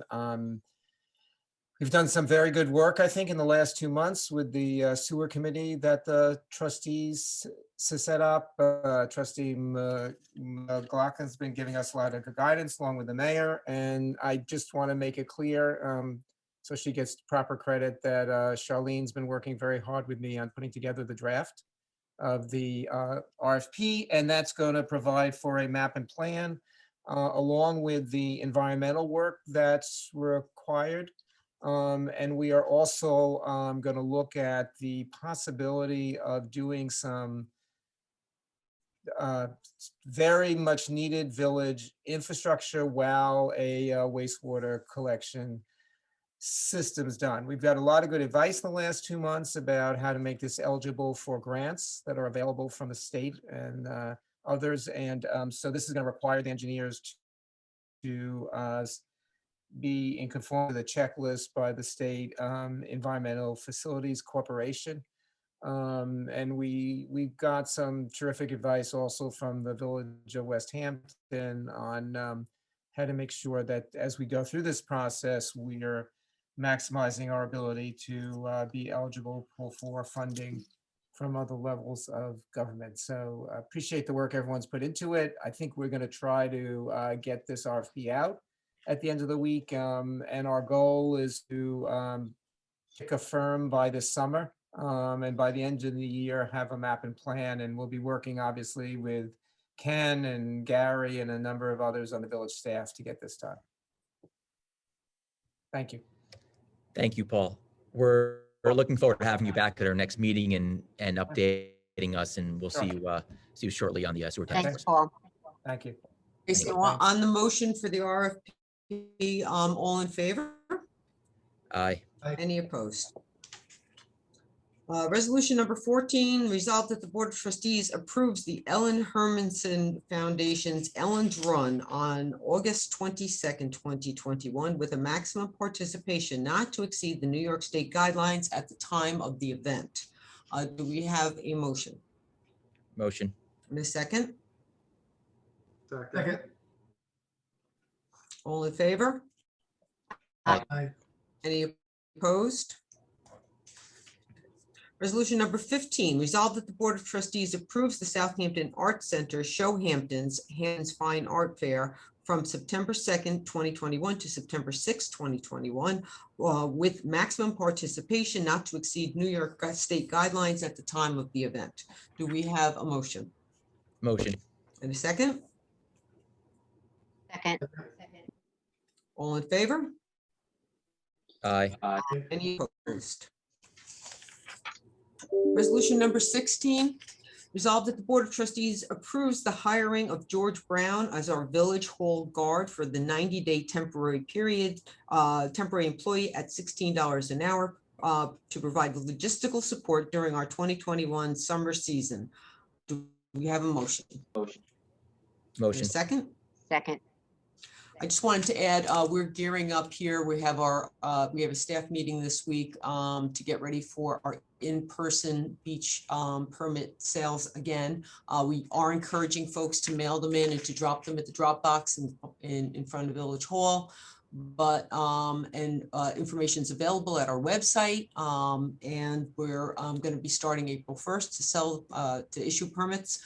So we thought that we would have somebody at the front of Village Hall in the lobby to work as basically someone who would direct the foot control patrol, make sure there's not too many folks inside the building, and do the COVID check-in. So one of our crossing guards and TCOs generously offered to help us out in this capacity. So, we're hiring that person, and the next resolution is hiring a part-time clerk to help us that we've done every year during this season. I will call for a vote. All in Aye. favor? Aye. Any opposed? Resolution number 17, Board of Trustees approves the hiring of Noreen McCulley as part-time clerk at $22 per hour, not to exceed 17 and a half hours per week. We have a Motion. and a second. Second. All in favor? Aye. Aye. Any opposed?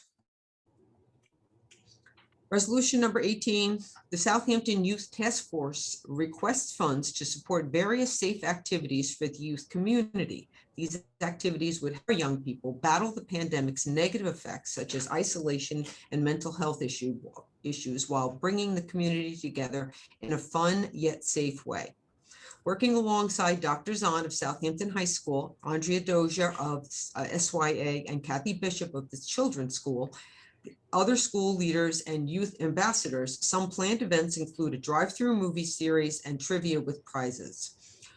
Now, therefore, be it resolved that the Board of Trustees approves the allocation of $2,000 to fund the Southampton Youth Task Force program from the Trustees Special Projects Fund. Do we have a motion? Motion.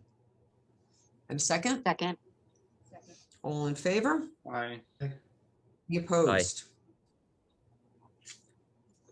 Okay, resolution number 19, resolved that the Board of Trustees hereby approves that with respect to the village general election will be held on Friday, June 18th, 2021. The polling place shall be the Levitas Center, Cultural Center of Southampton, 25 Pond Lane, Southampton, New York, and that the polls shall be open from 9 a.m. until 9 p.m. Do we have a motion? Motion. Second? Second. All in favor? Aye. Any opposed? Okay, we have a resolution, 2 walk-on resolutions. I would suppose we would need a resolution to walk on supplemental resolution. First one being for the to notice the public for the parking, 15 parking spots. The second would be for the outdoor dining. So do we have a motion to add the supplemental resolutions to the agenda? I'll make that motion. Second? Second. Second. All in favor? Aye. Aye. Any opposed? Okay, resolution number 20, resolved that the village administrator is hereby authorized and directed to publish the notice of public hearing to amend local law section 110.43, stopping, standing, and parking restrictions scheduled for April 8th, 2021 at 6 p.m. We have a motion. So moved. Second? Second. All in favor? Aye. Any opposed? Okay, resolution number 21, Ken, I think I'm going to need some help with this. Would it be resolved that the village board, I'm just going to work out the language a little bit, would it accept or expand the outdoor dining for village restaurants according to executive order effective, the governor's executive order? Yeah. The answer, I think the answer is Kathy had forwarded to me a resolution that was adopted June 11th, 2020. So I think the answer is to expand and enlarge the time reflected in that June 11th, 2020 resolution pursuant to the governor's executive order to expand the outdoor dining use through to include the time frame in which the governor has expanded the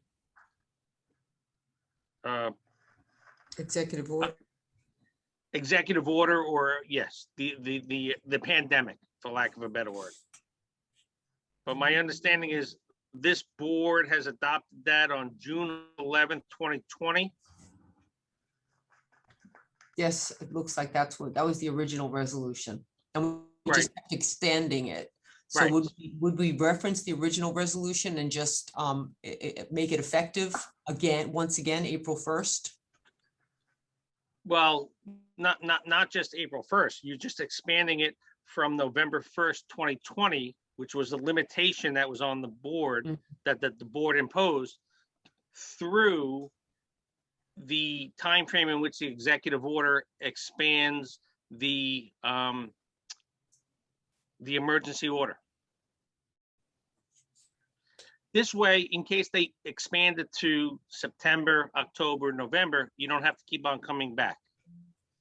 So we would be expanding the outdoor dining provision in the executive order to be concurrent with the governor's executive order. Exactly. Okay, so on that motion, on that resolution, do we have a motion? I'll make the motion. Okay, and do we have a second? Second. All in favor? Aye. Aye. Any opposed? That concludes our resolutions for the evening. Thank you, Charlene. The final portion of our meeting tonight are the comments from board members, and in alphabetical order, Trustee Aresta. Thank you. And thank you, Mr. Mayor, Charlene, the Budget Advisory Committee, and all the department heads for working so hard on this year's historical budget. It's amazing. Our taxes are going down. Thank you.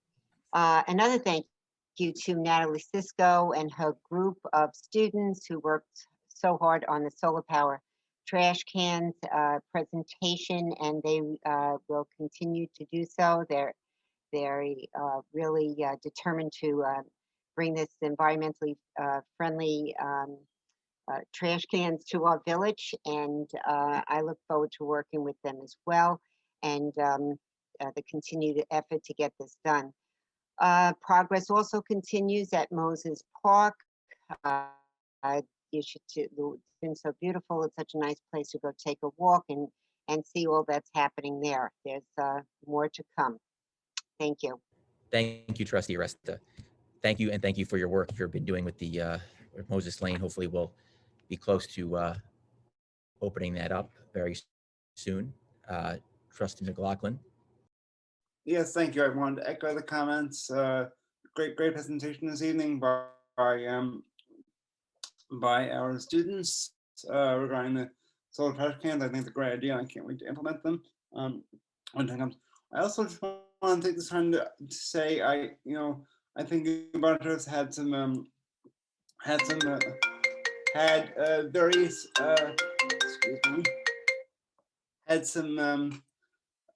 discussions with the public emails from residents on Elm Street regarding the old Polish Hall renovations.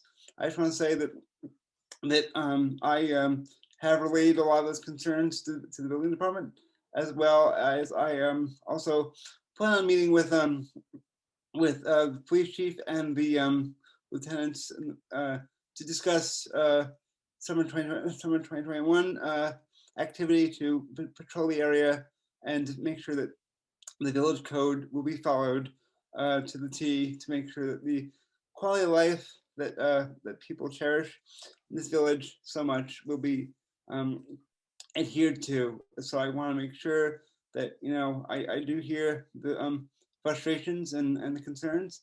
However, I will do whatever in my power I can do to maintain the quality of life that we all enjoy. So with that. Thank you, Trustee McLaughlin. Next is Trustee Polaro. I'm sorry, Trustee. Thank you. So again, all the hard work of everybody involved in the budget process, the committees, the department heads, everybody, looking forward to go through that and seeing and hearing all about it at the public hearing. I know they spent a lot of time on it, worked hard. Also to the new employees that are going to be in Village Hall, welcome. Be a good time for you guys to be in there during beach season. As you know, it gets a little bit hectic. So hopefully there'll be a lot more organization and you'll add a nice aspect to that.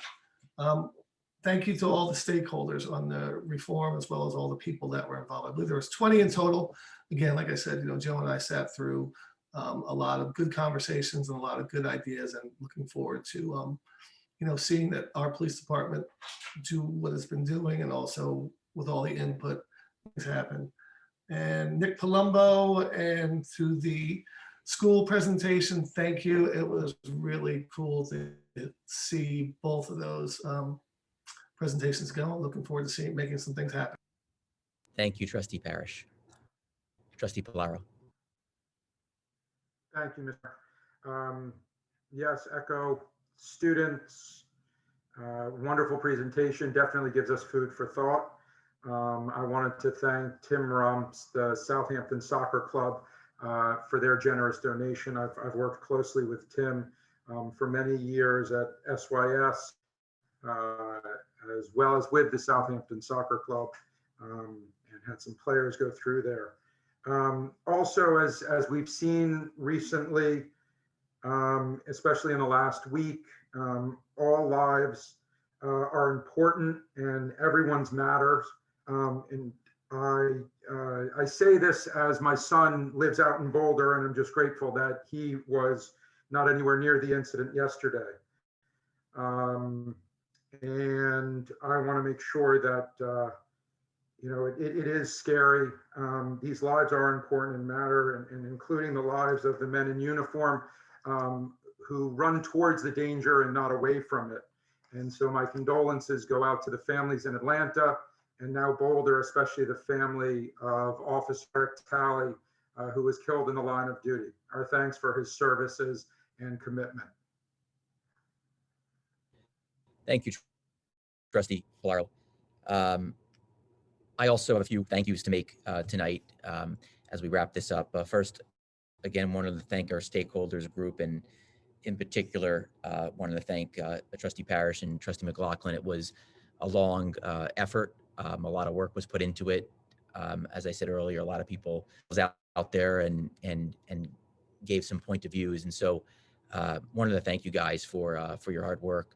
Also wanted to thank our Chief of Police, Chief Cummings, for being a part of it and for helping us get through the process, and for listening and being an active participant in the group. And again, thank all the stakeholders who helped out throughout the process. So wanted to recognize everybody for helping us put together this, so we have a resolution and a plan and recommendations to submit to New York State. Wanted to thank our team of DPW, our Parks Department. Steve Phillips helped us put together a application to become a tree city, and the final phase in that application will be to have an Arbor Day celebration. So this April, we'll be doing that, and then once we're completed, we can finalize our application and become a tree city. So I just wanted to thank him and the rest of our team there, and everyone throughout the process. Gary, who's still on here, thank you to you as well, and thank you again for pushing hard for our grant applications.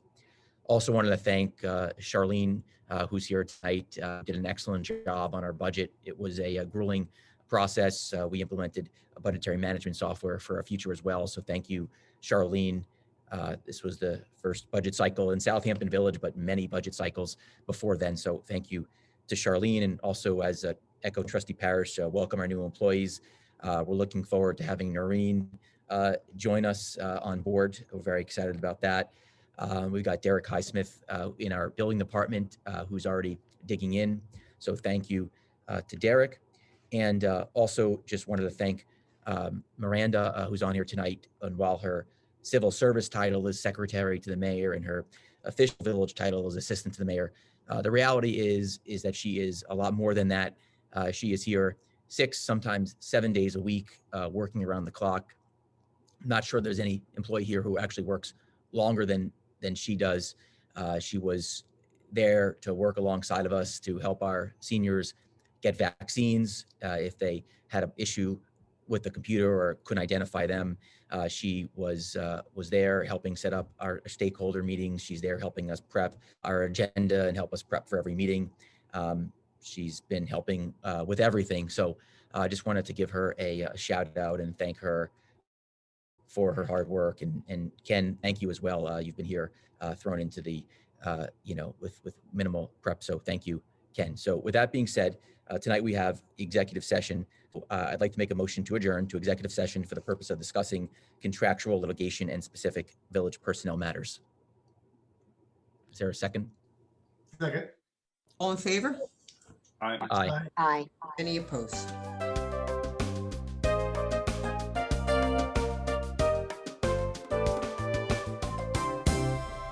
All right, thank you, Kat. We are now in a public session. We've resolved to return. So I'd like to make a motion to adjourn the meeting at 10:28 Mr. Mayor, p.m. before you do that, I just want to, it should be stated for the record that during executive, there were no motions made or action taken by the Board of Trustees in executive session. Thank you, sir. Do we have a second on the resolution? Second. I mean, the motion. All in favor? Aye. Aye. Any opposed? The meeting is adjourned. All right, what's the time? Good night, everybody. Good night.